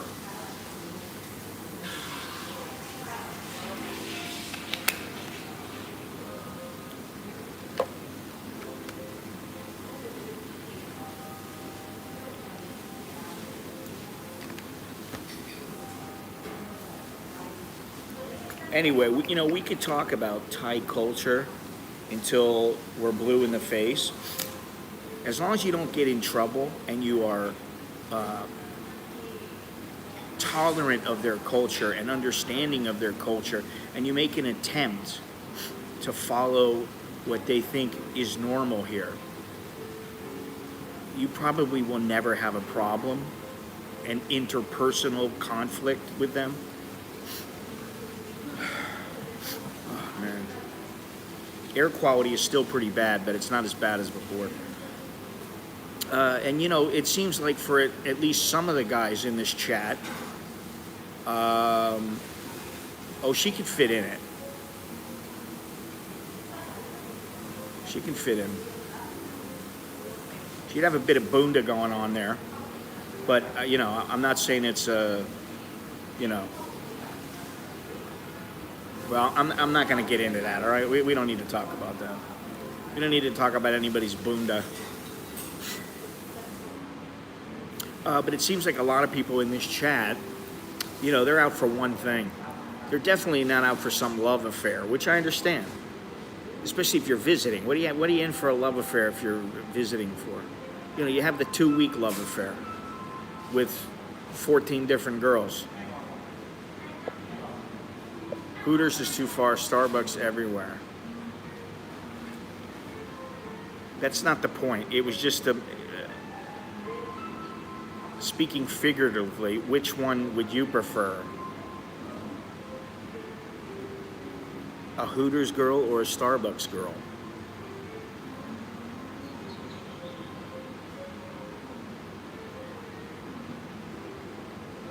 Speaking of which, the little one from the other day,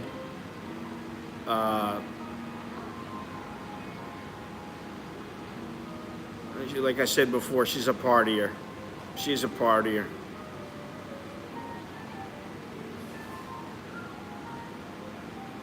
I think I should shut my mouth. Alice. Alice is a partier. All Night Alice. That's what we'll call her. All Night Alice. Because she likes to party all night long.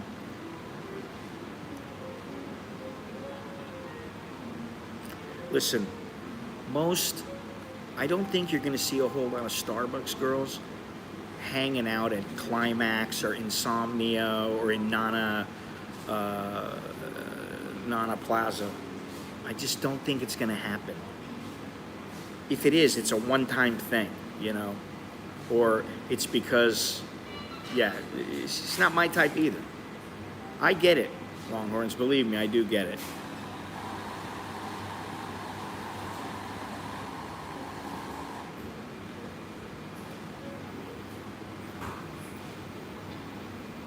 They either got it or they don't, you know. Now, if you drank, you know, a couple of beers, a six-pack, and she threw herself at you, you might be willing to reconsider. But, you know, let's not come off as misogynist here, because this whole channel now, for the last week or so, see you later, Richard, take care. For the last week or so, it's been 100% men and 0% women. Usually it's about 10% women, 5% women. Of course I'm in Thailand for the women, because to get away from American women are too masculine. Oh, Jesus. I'm sorry. I don't care if I've been gone for a while or not. A masculine man will take care of his woman in a manner where he may not always get along with her, but he knows his role and she knows her role. And I don't mean like he's going to do the, he's going to do the mechanics of the car and take out the garbage all the time, and she's only going to do the cooking. I mean, you know, she has a certain respect for her man, and the man has a certain respect for his woman. And if he doesn't have that respect, then, you know, it doesn't matter. It doesn't matter if it's here or there. You think that just because they're Thai here, that they are going to let you walk all over them, or they're so much different that they're not going to stomp on you with the first chance they get? Think about the guy. He may be listening right now. The guy from Israel, from Canada, that was living in Israel, and he's talking about how he was giving his girl a bunch of money every month, and she still didn't. She basically called the shots because he allowed her to. It's like, hey, listen, honey, that ain't how it works. You gotta put your foot down. You know, some guys don't know how to do that. And I'm not saying that's you, or, you know, that necessarily is always true, but all I hear about from guys is how bad the American women are. Jesus Christ. You know, it's not only American women, it's women all around the world. If you think Thai women aren't difficult, then you really probably don't know a Thai woman all that well. Most guys think they're subservient and they're so sweet, and it's always ka, ka, ka. Anything you want, my darling. Such rubbish. Now, if you're paying them, of course, they're gonna, you know, if they are halfway decent, and if you got any kind of game and any balls, you know, you're not gonna let them get away with shit.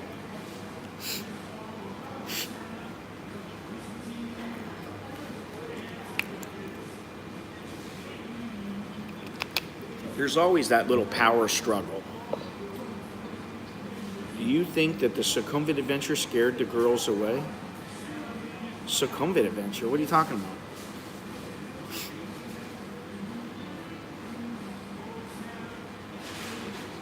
I no understand you, Mr. General.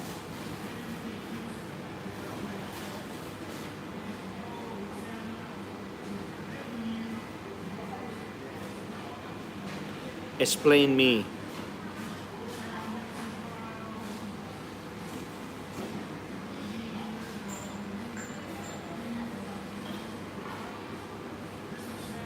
Scared what girls away? Oh, you mean the girls watching the... No, it's been before then. You know, it goes up and down, the number of female viewers. It's gone down to, 3%, and then it's been up to 10%, 12%, 15%. and then it goes down. I think it has to do with the videos and the type of stream.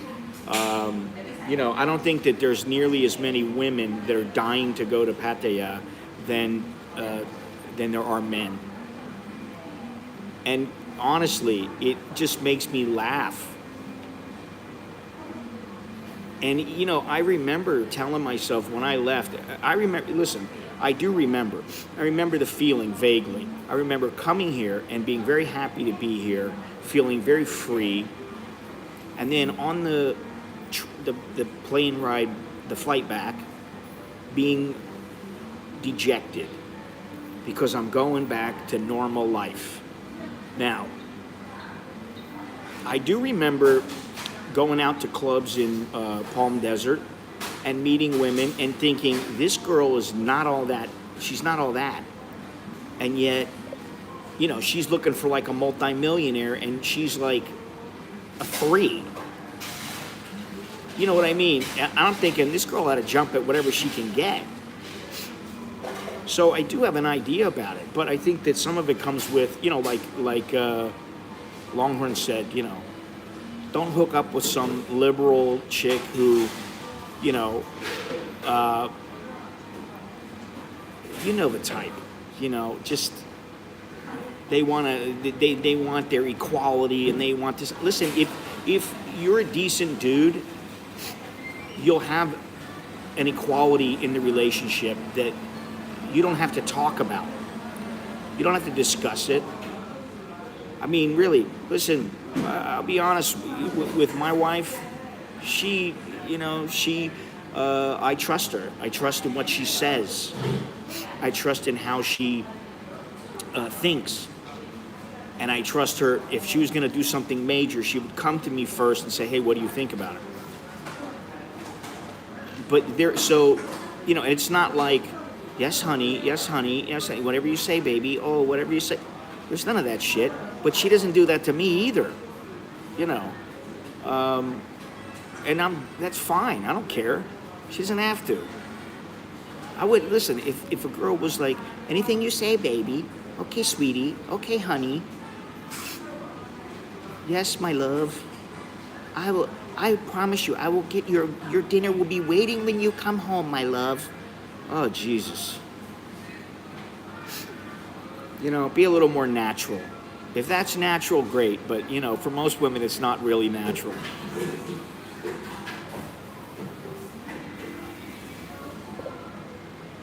I prefer Amazon, much cheaper coffee than Starbucks. Well, I didn't buy a coffee. But yeah, I understand. It's 35 baht compared to 105 for espresso. So what's that tell you? It tells you can get 3 times more. Now listen, please. I've been talking about this for a while. And I've been thinking about it for a while. And today I'm going to go out and get myself a little headset. I've been waiting. Nicholas is getting a headset. I have these little earbuds, but they don't work all that good. They don't work all that well. And for some reason, my Bluetooth is not working on my computer. So if I'm going to do something where somebody calls in, I have to have headphones. So I'll be getting some headphones today or tomorrow. I really would like to have a couple of people like in the rotation that are willing enough or confident enough or available enough to where I send them a link, they come into the chat like Mr. Soy Dog Cowboy does. He's game, you know, as long as his schedule is open. He's always game. But I need more than just him. And I'd like to do that. I think we could have some nice conversations. We can talk about whatever you want. We could pick a topic or we can talk about the usual subjects, you know, but it might be good, you know. Not everybody wants to hear me talk. And believe me, sometimes I'm just talking and I'm like, Jesus Christ. I'm tired of hearing myself speak. You know, seriously.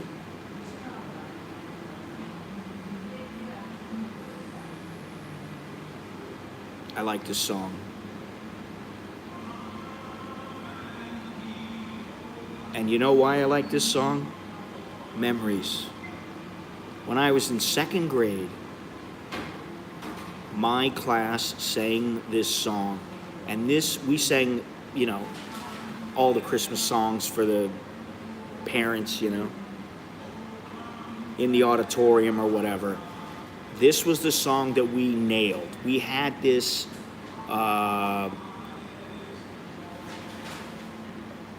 song just perfect.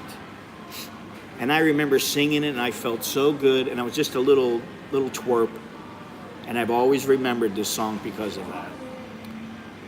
Yeah, there are a lot of motorcycles in Vietnam, but, you know, it really depends on where you are. If you're in the city, yeah, there's a ton of them.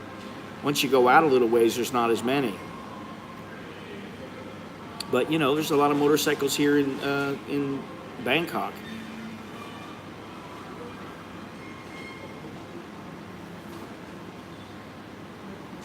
The more people there are in the world, the more traffic there shall be. Which is why I want to get out into the great wide open. The honking would annoy me. Yeah, not so much they do in Thailand, but not all that much.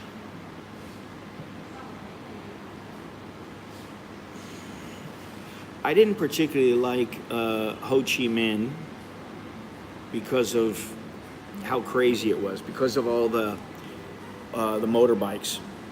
Hanoi less so, even though there are a lot of motorbikes there, but there were some areas where you could go where, you know, they weren't as in your face, they weren't everywhere. Quy Nhon was open, pretty open. Hue, you know, listen, that's a tourist place, Hue. Quy Nhon is a local tourist area. And then Ho Chi Minh and Hanoi, you know, they're big cities, so what do you expect? Cambodia's the same way. Go to Phnom Penh. Crazy, you know. Yeah, I've heard good things about it.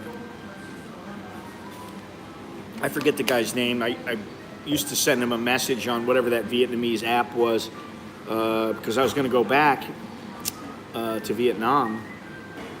He was going to go to Da Nang, I think, and he said they want too much money. They're trying to rip me off. Every turn they're trying to rip me off. They think that I'm going to give in and I'll cave in, and he's like, they want too much money for the apartments.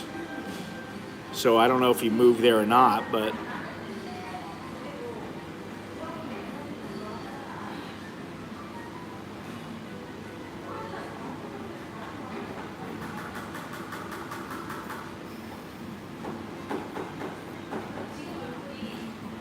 so FYI, you know, Jono hasn't been around all that much, but I guess he's not feeling very well. So let's hope he feels better. He's been a little under the weather the last couple of days, I guess. If you're listening, feel better.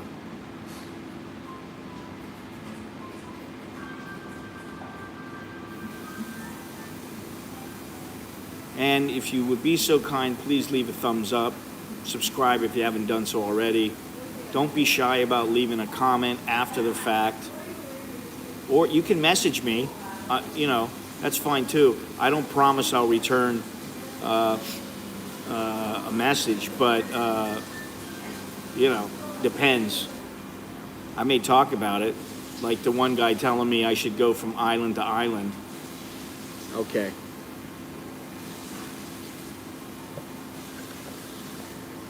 No Thanksgiving plans this year. You know, at this point, we barely celebrate birthdays. I mean, really.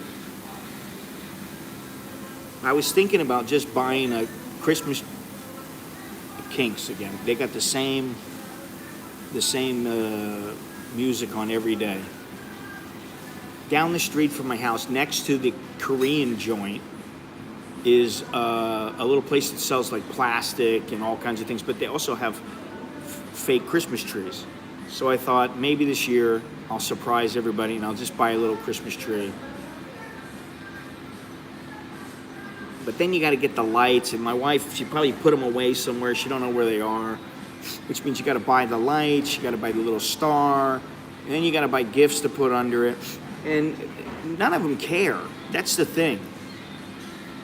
They don't care, you know. They barely care. Nicholas didn't want a piece of cake for his birthday, didn't want a cupcake, nothing. Nah, I don't want it. Nicholas is now getting into working out. He's competing with Alex. He's trying to get like Alex. Yeah, Sid would probably destroy it. He's already destroyed a few things. Nothing of mine, because he knows better. Sid knows better. Actually, what the thing with Sid is that most of the time he's very mellow. He's cool.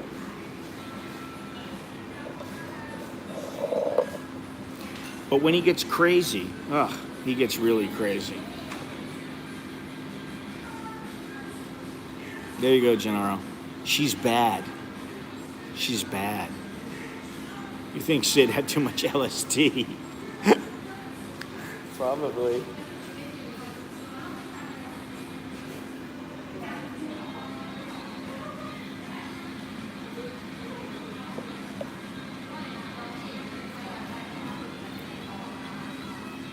Hey, beer.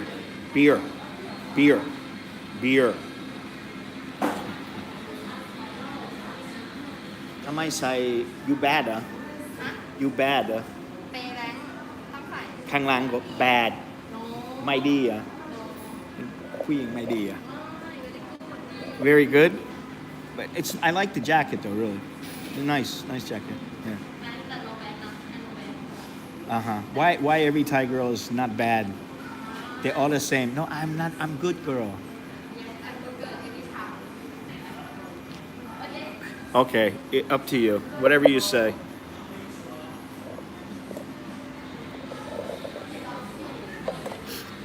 They all say the same thing, though. I'm not a bad girl. I'm a good girl. Well, I'm not a bad guy. I'm a good guy. Most of the time, I am. Yeah. She's a good girl. What is a good girl? What is a bad girl? A bad girl is a snake.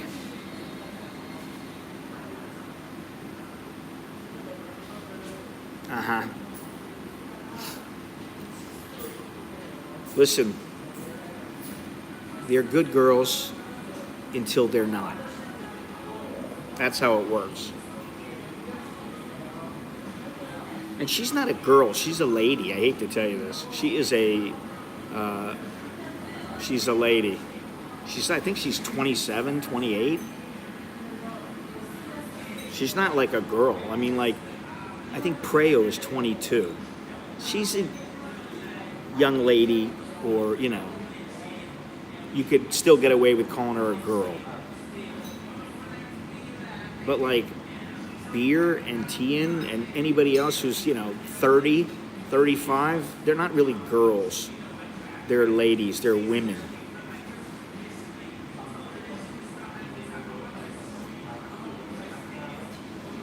Now, Longhorns, he's a bad boy. Gennaro, he's a bad boy.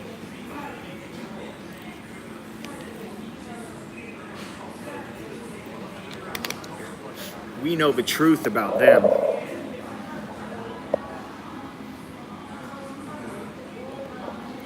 Oh, you know what? Because I started at 8 o'clock, now it's only 10 o'clock.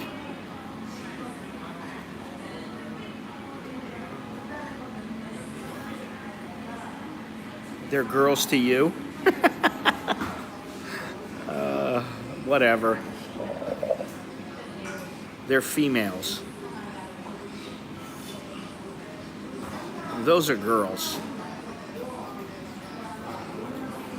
And you guys, you're not, I wouldn't call you guys boys, I would call you guys dogs. Dirty dogs.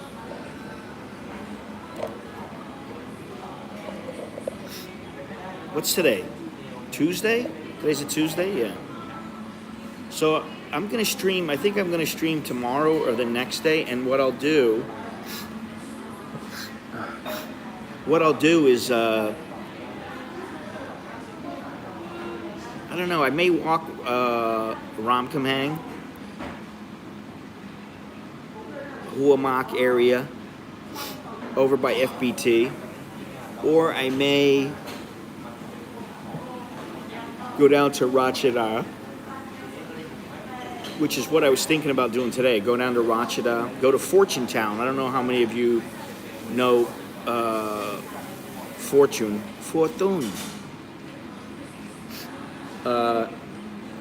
But it's like a Panty Plaza kind of place, and it's next to, it used to be, I think, the Mercure Hotel, and I want to see if they still have the little chocolate shop in the hotel. Well, the next destination is I don't know. Tomorrow's going to be a walk. That's not really a destination. I'll tell you where I'd like to go. And it's not all that far. It's in where the hell's it at? Pathum Thani. And it's a coffee shop, but it's like 120 years old. I kind of wanted to go there. But it's, it'd take you an hour and a half, 2 hours by taxi early in the morning.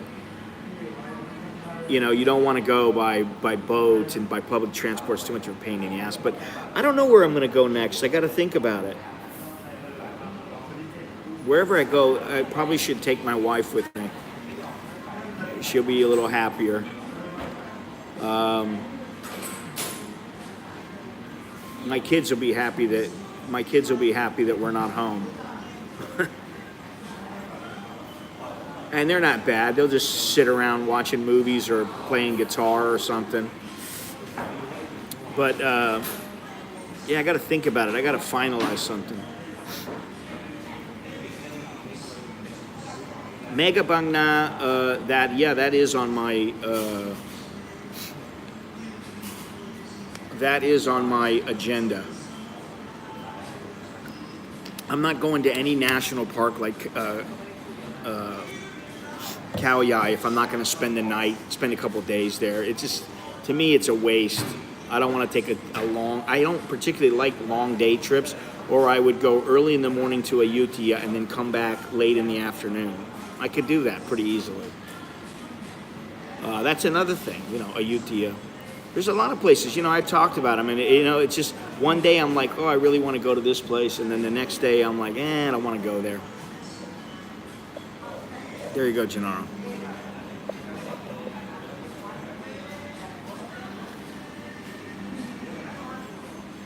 Barista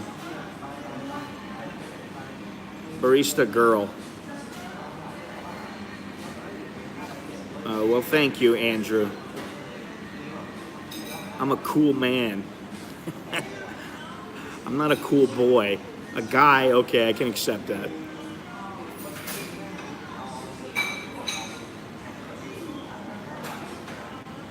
Oh, shit. Yes, sir, that is Miss Preo. That is her. That is she.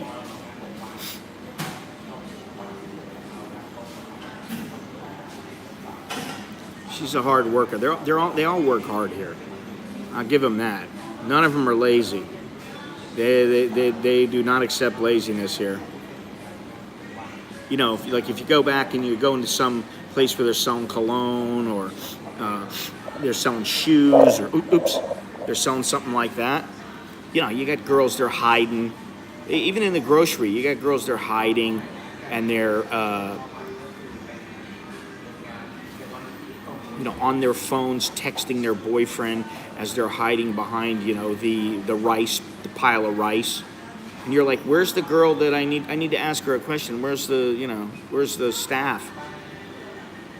Or they hide from you. That's what really bothers me. They see you and then they kind of run away because they, now she's a bad girl. Oh, God. Whatever you think It's your perception, Gennaro. Everybody thinks I'm a bad guy or a bad boy. Even my wife. Even my kids a little bit. It's not true, you know? Hey, I'm a good boy. At least I was when I was like 12 years old.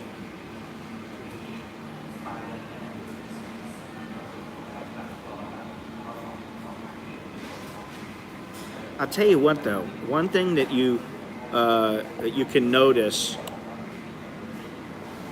that you'll notice about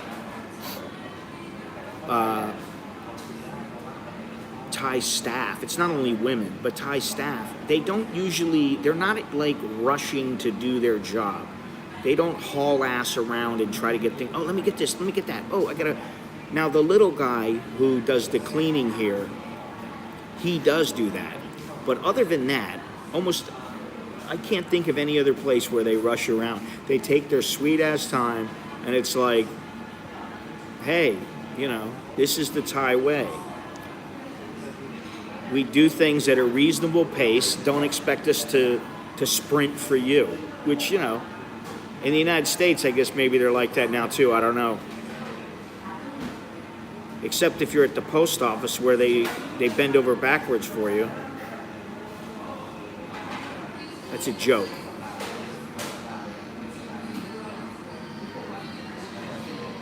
I can't believe how expensive it is to send something out by post through the United States Postal Service, and how cheap it is to send something out by UPS, comparatively speaking.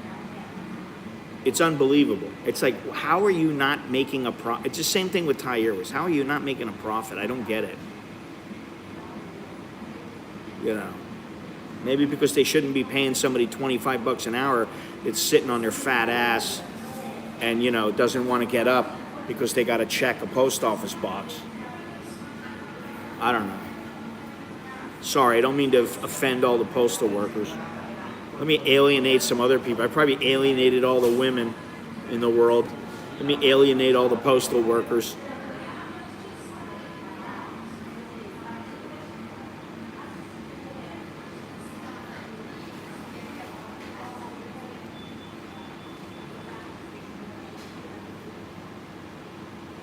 Something else I don't understand is why don't they open at 10:30 anymore? They used to open at 10:30 every day, 10 o'clock on the weekends. Now they open at 11 o'clock. However, don't forget, this is Black Friday. And I don't usually buy much, but if something that's, say, $50 is now $25, I'm going to cut it up. I'm going to cut that one up, and I'm going to cut up the long Pattaya one where we're driving through. I'm going to cut them up. The problem is that they mute a lot. Sometimes they mute portions or all of the video. So what's the point of putting up? I mean, well, I understand the point. You get to see. You get the visual. You don't get the audio. But if that's the case, then what I have to do is either just don't put it up or I cut it up, which I didn't used to do, but I'll do now. You don't get any of the comments. But, I can make a little 10-minute video or something and just put my own music in the background. Or if there's no music, then I can play the sound. I just got a new printer for $80, usually $180. Can you scan with it? And what's the size of the printer? I think Jono has a printer, or he was going to get one, but he wants. He's a stickler about. He likes certain papers and he doesn't want to print on stuff. And he had a point. We were talking about printing some things before, and he got some some ink that was like the third-party ink. And he printed something out, and in like 2 weeks, the thing was completely faded. He's like, what the fuck good is this? So, you know, the ink is very important, the paper is very important, and then, you know, at least if you want a basic one, I mean, that's what I have. I have a basic one. Mine doesn't even print color.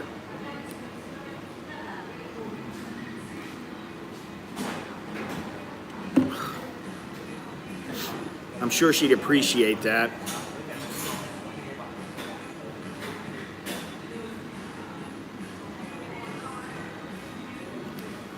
That I won't care if it breaks. This is a laser, so no inkjets. Yeah. I mean, I can't tell you how many printers I've gone through. Probably 10 since I've been living here. And it's always that the ink costs a lot more than the printer. You know. So what do you want me to do? I'll take a little screenshot of the video of her ass, and then I'll put Alice's gon.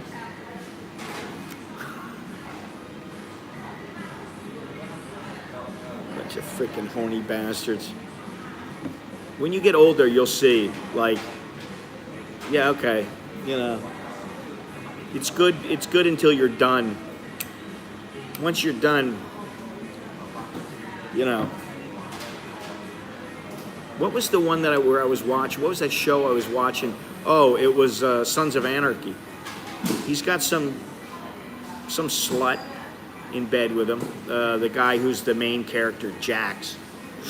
He's got some girl in bed with him. I think it was him. He's got some girl in bed with him. And in the morning he wakes up and he just goes, "Get out." She goes, "What?" She goes and like takes a piss or something. She comes back and lays down, tries to cuddle up with him. He's like, "Get out." There you go. That's how you do it. Get out. You get it in as much as you want to, and then you go, "Get out." You know.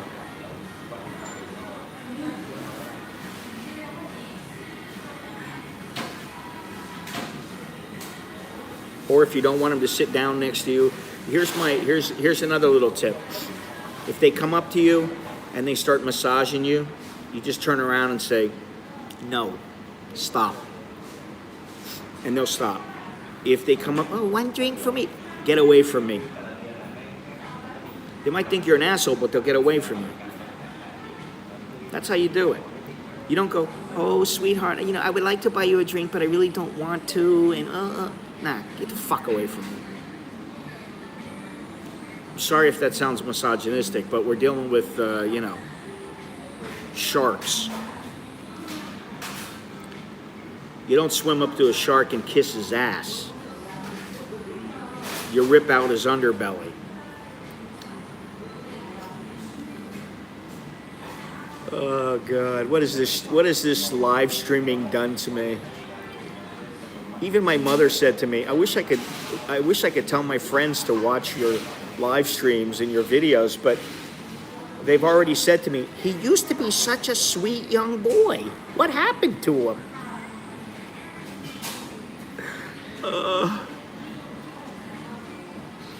My mother's like, "I don't know what to tell him."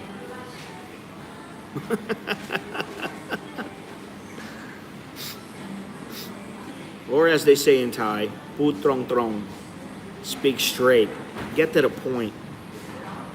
You know, if you want them, you go, "Let's go, let's get out of here." If you don't want them, and you don't want them hanging around, bugging you every 3 seconds for, you know, another drink, you know, grabbing your beer, that kind of thing. "Oh, you got 3/4 of a beer, you want another one?" Get the fuck away from me. But of course you can say it with a smile on your face. Bye. You know, just like you know, you see one and they're, "Oh, hello, please come inside." "Hello, goodbye. See you later."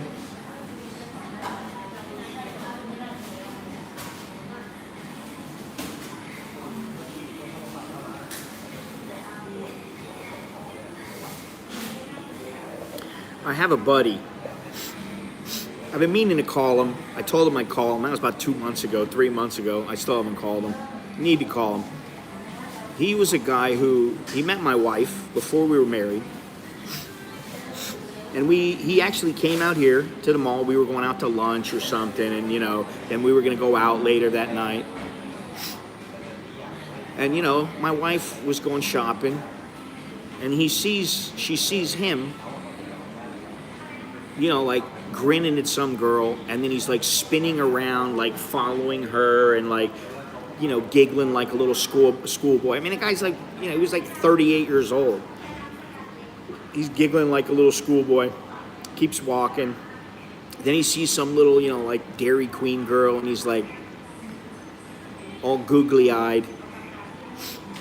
And my wife turned to me and she goes, "This is your friend?" She goes, "If you were like that and I saw you do that," she goes, "I'd never be with you." I'm like, uh-huh, okay. He was a bit extreme, though. He was the one who thought that everybody thought that all the girls thought he was handsome. Oh, God. Well, actually, Easy, I hate to tell you, well, some of them, they all have a particular look, which is, they look fairly good. But if you look at some of them, most of them, if you're a younger guy, you may tap them. But a lot of them, they're a little older, or they got a kid, they popped out a kid or two. All in all, I mean, they're attractive. But if you look, you'll see there are signs, the pooch, the little spread, just a little extra weight on the ass to where you can tell they've been around a little while. They don't usually hire the little, 21-year-old college girls. Although if they do, they tend to be the waitresses, as opposed to, or a waitress or two, as opposed to the entire staff. At least here in the mall Bangkapi, because they walk by all the time, And they're not like, they're not round. I mean, they're not like bowling balls or anything like that. They're attractive women, but I don't know why anybody, if you're going to hire a woman to be the face of your business, I don't know, an ice cream business, I don't know. Maybe you should hire some big girls, I don't know. Then maybe it would make people, maybe it would turn people off to eating ice cream, I don't know. See, I don't even think about these things. Oh, the Swenson girls. That's like saying the Air Asia girls are fantastic. Oh, here comes the cross-leg girl. For Gennaro.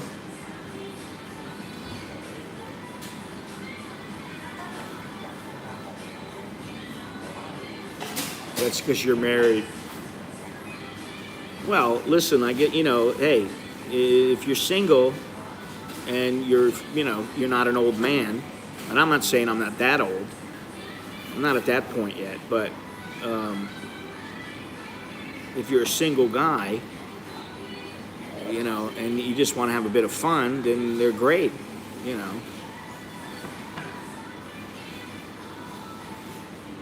They serve their purpose.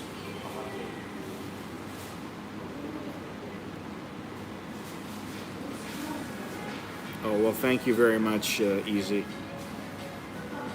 She's always all business. I think she's a student or something,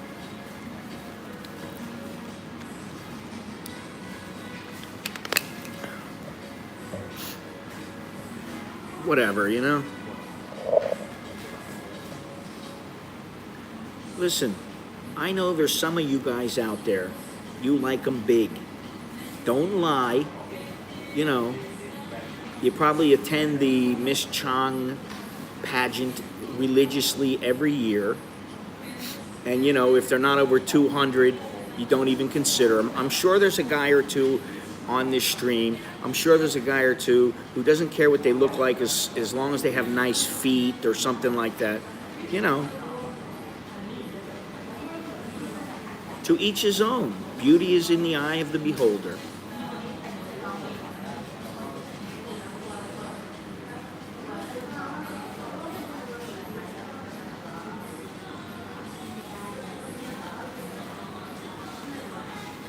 It's all for you, Gennaro. It's all for you, baby.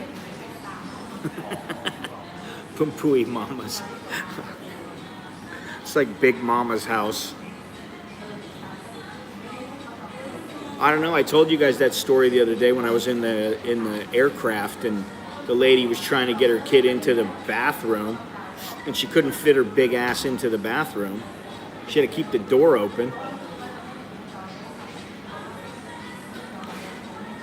You know, I'm not a little guy, but I'm not all that big. You know what I mean? I'm not to that point. I'm not to where like, oh my God, I can't fit into the bathroom. I need an extra large toilet seat.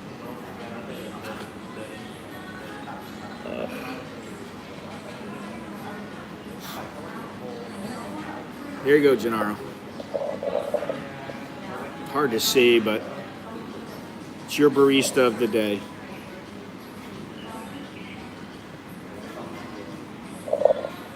I was also thinking about going down to Satorn, take a little walk around Satorn, something like that. Maybe.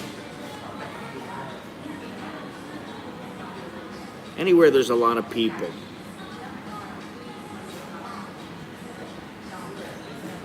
You go walking. I go walking. Try walking every day.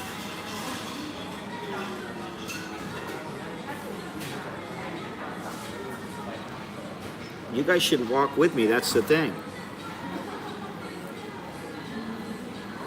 Starting Starbucks employees? I don't think so, unless they're a manager. And I don't believe too many of them start out as manager. I think they work their way up through the system. From what I understand, the ones who have been here for a little while are making $15,000 plus benefits, which is not bad. You know, the full-time employees. It's not bad.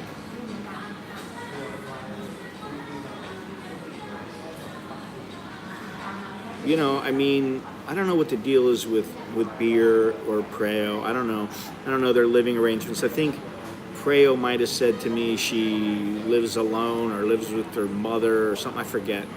But, you know, they're young enough to where they can still live with somebody, and you know, like their parents, and you know, it's not a big deal to them.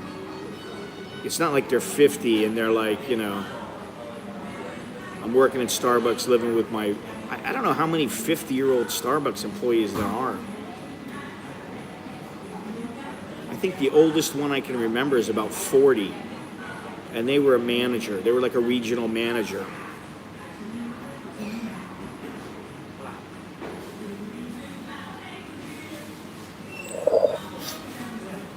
Well, houses, townhouses, condos, I mean, even houses, they're pretty affordable. If you've got like 2 people, 3 people, you know, you got your sister and your girlfriend that works with you or something like that, you're renting out a place that's $10,000, $12,000 a month. You know, it's not a bad place. You're not living in a dive.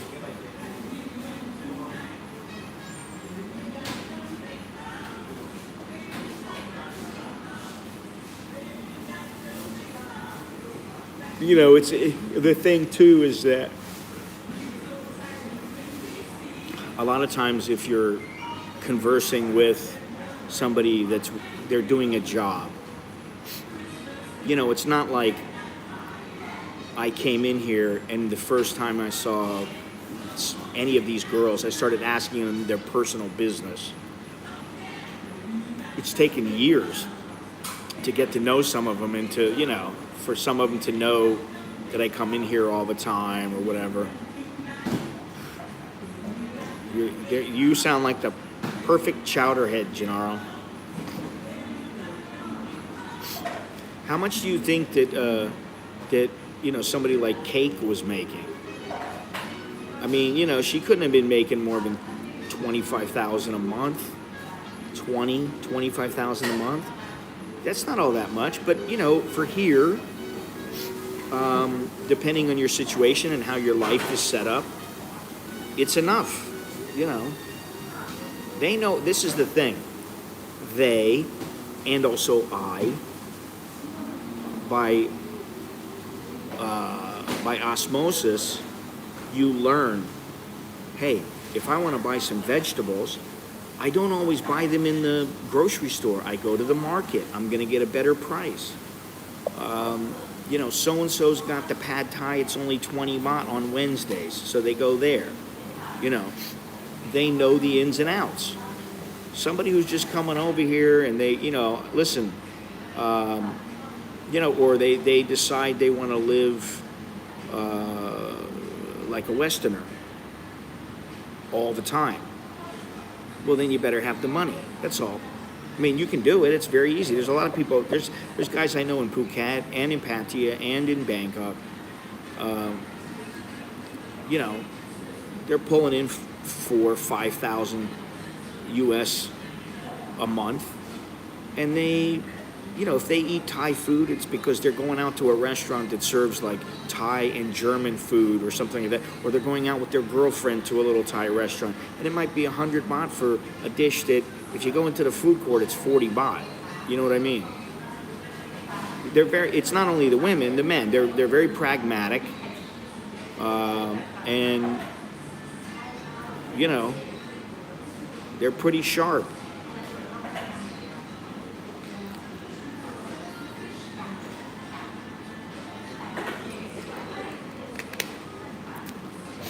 Listen, I know a guy, well, the guy that I was just talking about was giving the girl like 80,000 a month. 80,000. One of my buddies, who I used to work with, he had this swank apartment. I don't remember exactly what it was now. It's time goes by, I start to forget, but it was something like 120,000 a month. Over there off of Asok. Was it Asok? Yeah. Asok, you go away from, let me think here. You go away from, say, Petchbury Road, and then you go past Sukhumvit, and it's on the left-hand side. It's a nice area. You know, it's a lot of Japanese businessmen live there, and he was paying top dollar. He was giving a girl 80,000 a month. And I mean, you know, she was thin, she had a nice body, and she was decent looking, but she was nothing extraordinary. Yeah, well, you know what, Jannar, you know how it is. Life isn't fair, you know. If life were fair, we'd all be Nelson Rockefeller, and it'd be as rich as Nelson Rockefeller was, you know. But he ended up, you know, pissing all his money away. He wanted to live the high life. And he had this chick. He was giving her, you know, big money. And he was still going out, you know, paying for other services. So he was spending 500,000 baht a month. He was a knucklehead. You know. And, you know, I tried to tell him, dude, what are you doing? And he told me that he didn't even get that much enjoyment out of the girl. So, you know, Amazon probably paying less without benefits, I'm guessing. Supreme Chowderhead. Well, he turned out to be a real chowderhead. He really was. You know, he came back here. I'm not going to get into the whole story. I really don't want to get into it because it's not something that was pleasant. But he basically got the boot and left Thailand and was never heard from again. He left and just kind of disappeared because he burned too many bridges. But he was spending a lot of money, you know. And that wasn't even the guy. What did he spend? 100,000 bucks almost. Spent like 90 grand. The one guy, right when I first moved over here. He was an intelligent guy. He just didn't give a shit. The guy I was just talking about wasn't an intelligent guy. He thought he was intelligent, but he was just a dumbass.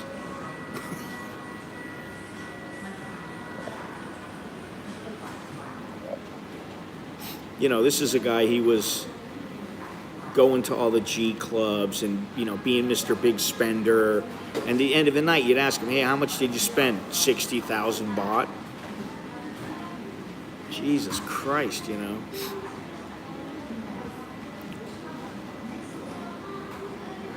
Yeah, well, the thing is, it's only FU money if you really have the money to say FU. It's like if somebody just gave me a $10,000 Apple, what do you call it? Apple money. They sent me $10,000 in Apple money, and I went out and started acting like I was hot shit, pissing money away left and right. Is that really FU money? No. That's me being stupid money. That's Joe Cool money. You want to look like Joe Cool. So you piss away all your money, and then you're broke. Somebody who has FU money has an endless supply of money. That money does not run out. He can do things, he's like a guy like Dan Bilzerian. Like some of these guys who are filthy rich that you probably don't even know their names. They go out on a yacht, they take 20 girls with them, they're having a great time. But the thing is, he's spending $100,000, in a week. He might make $500,000 in a week, I only have I'm effed money. You have F me money, some have FU money, and I have I'm F money. Because if I do something like that, I'm F. I think, Tiger Woods made a serious error when he messed around on that Swedish chick. Not necessarily because, he didn't have her, but because it cost him, and it cost a lot, even for him.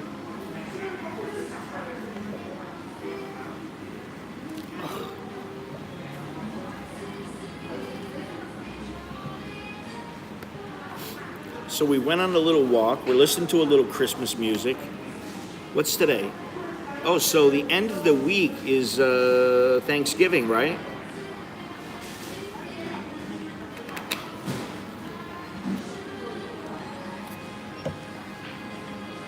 Yeah, when you do the little super chat thing, you can have those little emoticons. I don't know, they call them labels or stickers or something like that.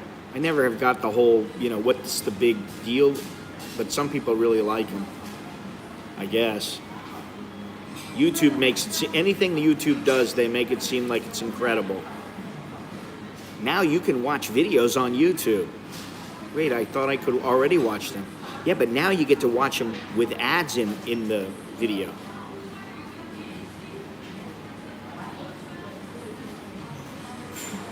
What is this? Oh, we only got 2 people here.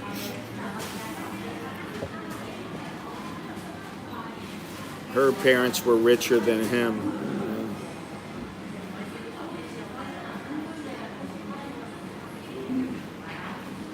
Yeah, well.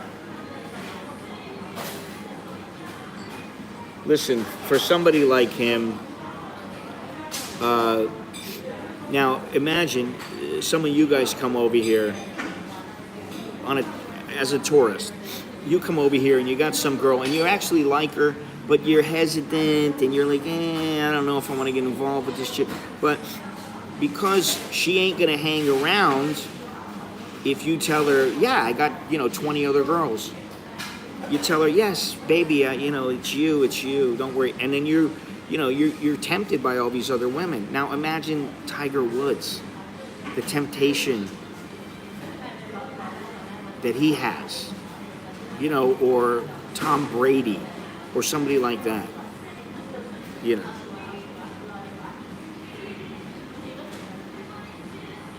Not easy. It can't be easy as a man, It takes a strong man to say no.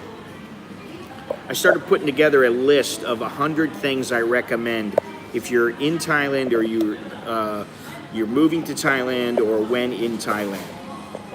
I got about 20. But one of them is be okay with saying no.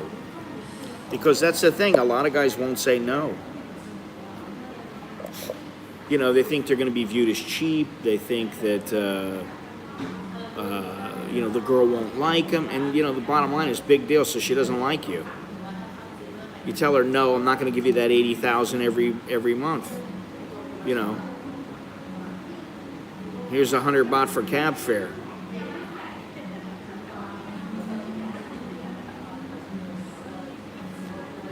Maybe they are going to open at 10:30. What time is it right now? It's got to be 3 hours. 3 hours, so it's almost 11 o'clock. We're coming up on 11 o'clock. Yeah, well, there it is there.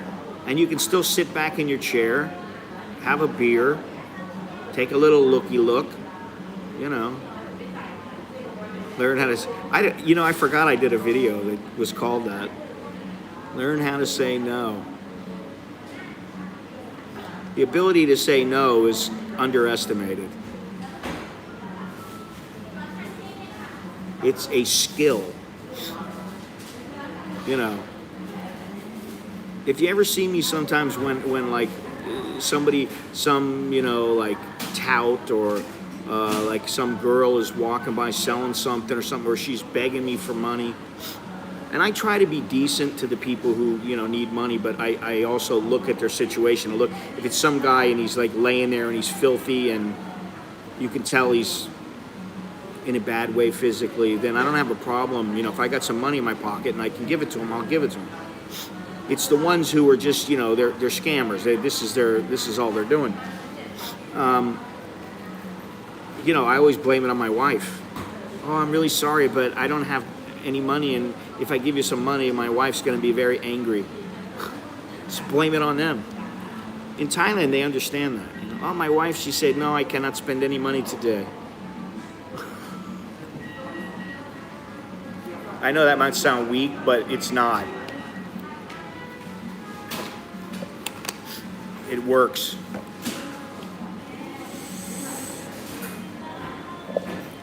You know, you get the old, well, I think you have big money. No, I have no money. Not me.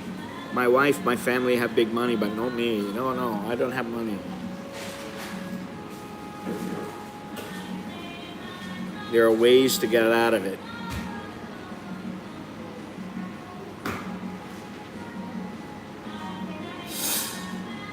See, there are no touts out here.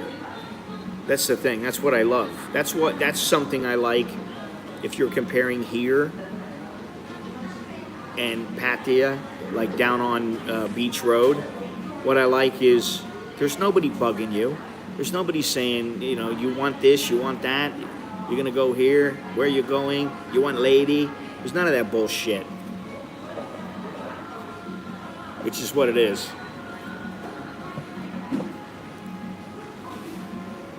And no means no.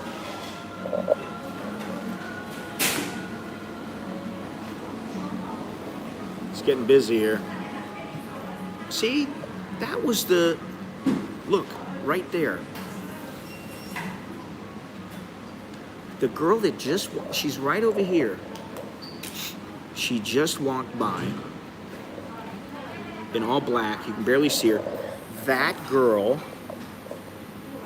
I knew I recognized her on the boat to Koh Lan.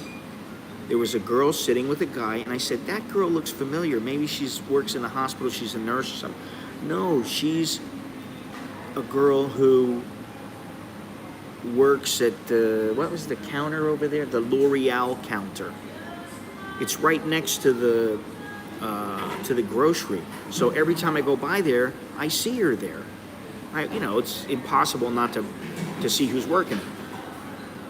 I knew I recognized her. That's the same girl. She just walked by right now. You know. And if you think they're bad here, Cambodia, they're horrible. Especially if you, in the old days, they used to have K11. which is just a row of houses. And, guys would go out there and just hang out together and sit and drink and stuff. Then they go into the houses and get the girls or whatever. But those were the places that if you got anywhere near there, man, the touts would not let up on you. Yeah, they're all high maintenance, man. There used to be, if I walk across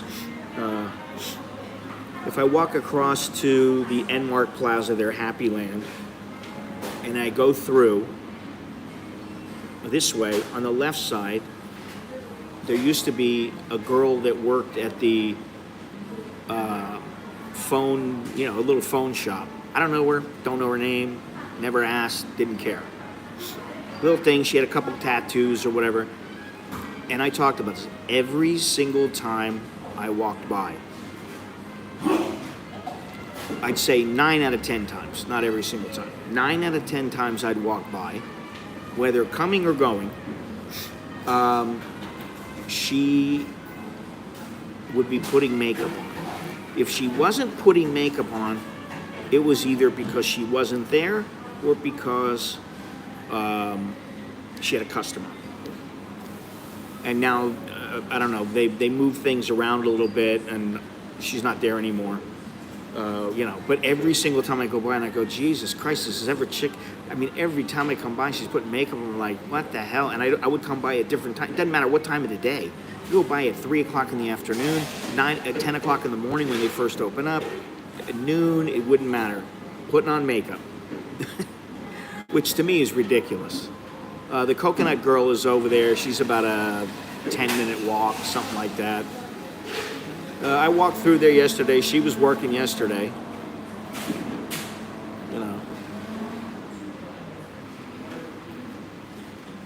She's a little too young for you, Gennaro. Sorry.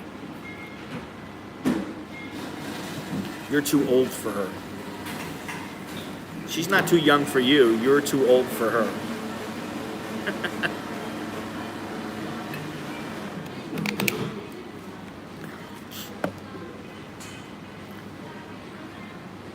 Three-hour stream, Jesus Christ. Am I ever gonna, it's all Longhorn's fault. I told him an hour to an hour and a half, that's all I ever want to do. And he's like, yeah, I'll make sure of it. And then it never happens. I always go 3 hours, 2 hours, 2.5 hours, 3 hours.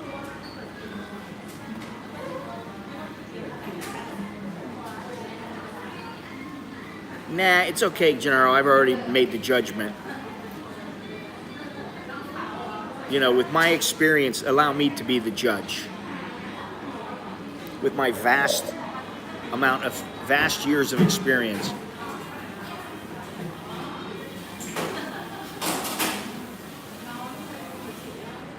Anyway.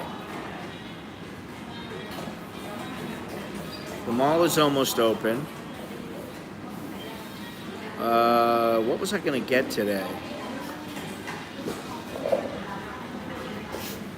We got lettuce. I got tomato. I don't think I need anything.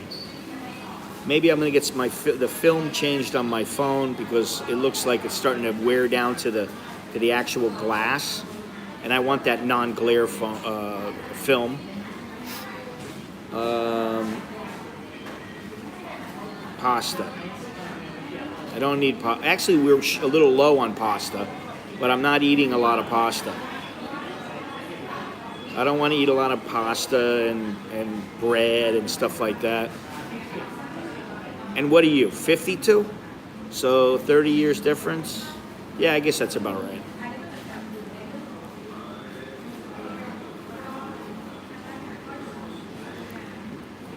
Listen, when I met my wife, she was 21. She was 21. I'm relaxed,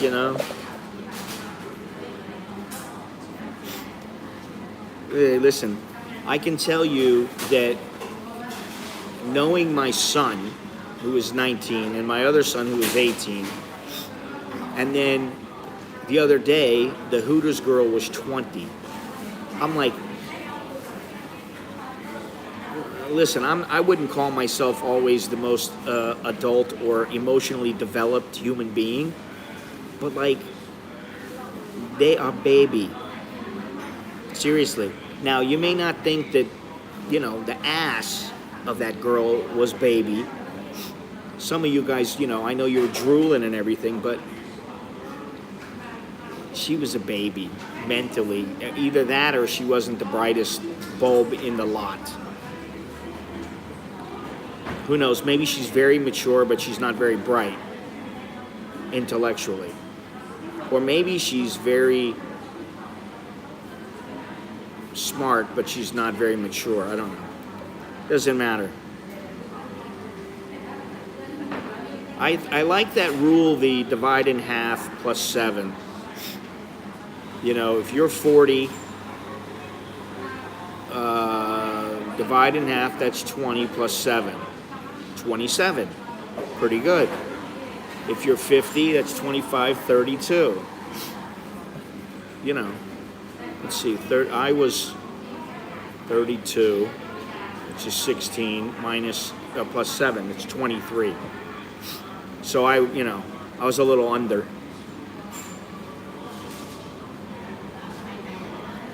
Place is packed now.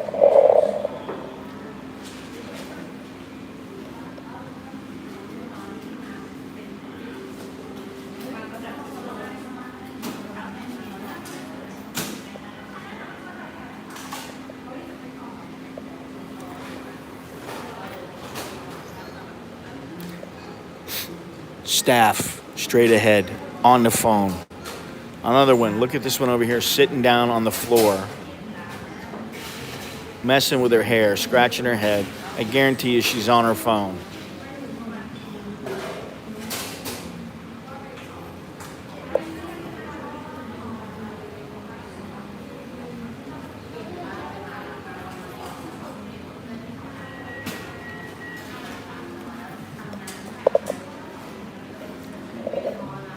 Anyway.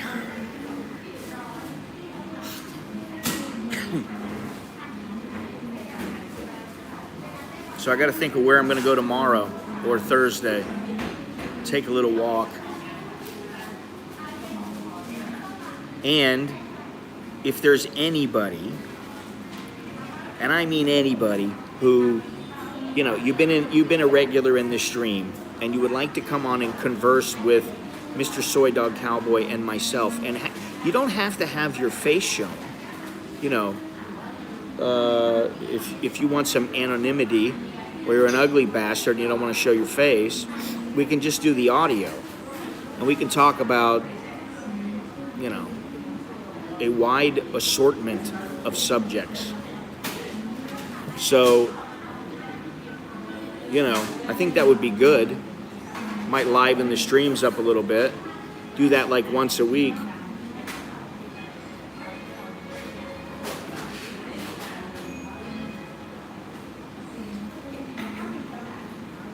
People do what their management allows. Well, that's true. Well, here they allow quite a bit. If I was going to work in an office, and I was a worker, I'm in the office working, and maybe I was like an assistant manager or something, and I had to delegate responsibility. There's a way you have to deal with Thais versus Westerners. In Western culture, you basically just order people what to do, and you do it in a semi-polite manner, and if they don't get it done, then you get a little more harsh with them. If you have to yell at them, you yell at them. Here in Thailand, that shit don't work. You start yelling with people, and people are like, I'm out of here. You're good with it, Steve? So maybe you can send me an email or something, and that way I have a way to send the link, because all you have to do is have access to your microphone and camera, whether it be on your phone or on your laptop or computer or whatever. I send you the link, and then, whatever the time is to start, you can click on that link and it will start at that time. And then you have however many windows for however many people. but usually 3 is like the maximum number of people. 3 or 4. So we'll give it a try. It may be a few days, but we'll give it a try. And, I want to see these headphones that Nicholas gets today. He's ordered some new headphones, which is why I have his wireless headphones. But he also ordered a pull-up bar. He and Alex they're in competition now on the guitar, musically, and also physically. They're doing their best to outdo the other, which is good. Competition is healthy.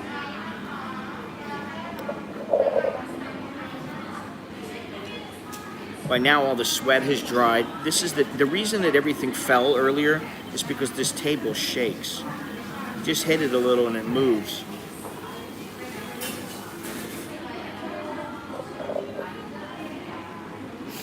Anyway, Gennaro, I think your barista are blocked from now until everybody leaves. I had my first country manager in Thailand quit because of me. Yeah, I do have a little story. I'm gonna, I am writing and I'm starting to get into the groove again, which feels pretty good. And I do have one story about Thai workers, which I'm not gonna tell right now because I gotta save it. But it's important that you know how to treat the people that work with you. And you know how to go about getting the best out of them here.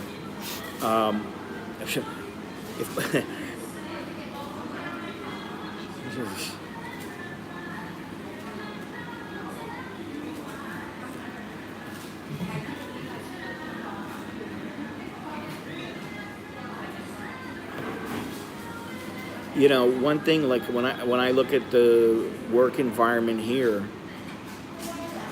the manager, he may, and all the other managers that I've come to know, like the one at Waitangi Hospital, and there's a couple others, but they never yell. And the most they might do is speak firmly, but you don't hear them yelling in the background. It's not like they're working at McDonald's, and even at McDonald's they don't act that way. Like at McDonald's in the U.S., they might yell at each other in the back. They don't do that here. And if they did, it would be a rare occasion. McDonald's in America, I think that probably happens every week.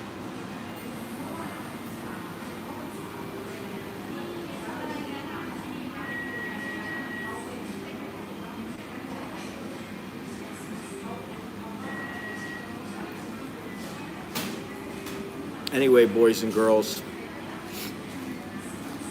thank you to all my Patreon patrons. Thank you to, I think most wives, they want to believe that they're the manager. And most men let them think that they're the manager. And it's the other way around as well. Thank you to my Patreon patrons. Thank you to the Super Chat people. Thank you to those who sponsor me through YouTube, through my website, and don't forget about the t-shirts. There's one reason why I continued the sale, the 10% off sale. It's not going to go on forever, but there's been somebody been asking me about it, and I want to make sure they get the discount. So don't forget the sale. It's not Alice, it's Hooters. Get 10% off if you use the code Hooters. You got my books. I haven't been pushing my books much.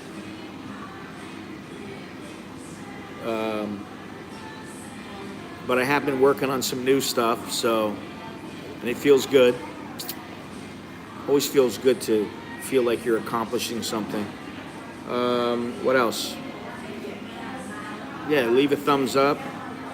Don't be shy about leaving a comment. Visit my website at americaninbangkok.com. Everything's in the description. Al is working at Well, it is because she didn't really have any Hooters to speak of. They were rather minuscule. I don't want to say flat. But they certainly weren't Hooters. They weren't large. She wasn't large Marge. But whatever. Listen. Some people are gifted in certain areas and others are not. According to the viewers here, they believe she had her talents lie in her lower region.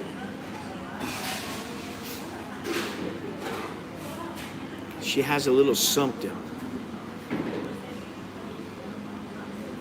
Something in the way she moves attracts me like no other lover. Yeah. Something in the way she grooves me. What is it then? How's it go after that?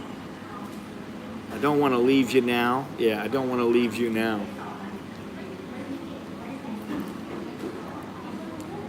All right. The silliness has begun. Next thing you know, we'll be talking about poo. And I don't want to digress into that. They were like little walnuts.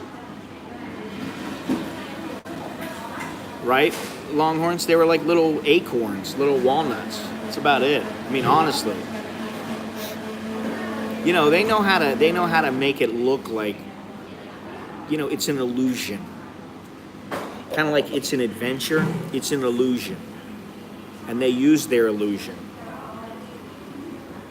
in the November rain. So welcome to the jungle.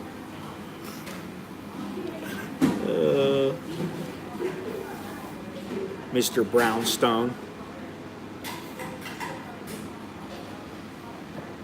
Anyway, thank you for joining me. We're all done. All nip and no grapefruit.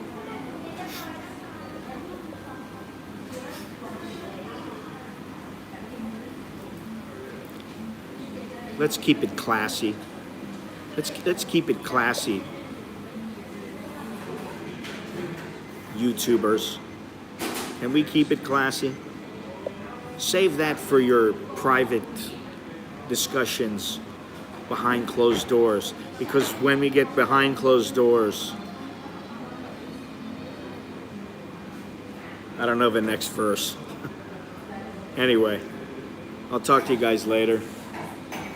They're starting to open up. Are they open?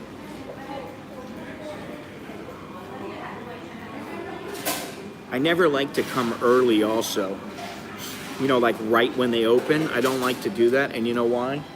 Because they stand there and it's like walking through the gauntlet. You got like, right now you only have like 4 or 5 of them. But sometimes there's like 20 of them all standing there and it's like, so you know they're like going, 1 to 10, what's this guy? Oh, yeah, that one's got a nice butt. They're checking you out. You know, it's like you feel like the woman, you know.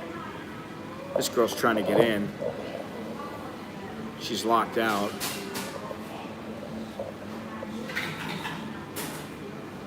It should be 11 o'clock in about 25 seconds. Say goodbye to Miss Beer. Say goodbye.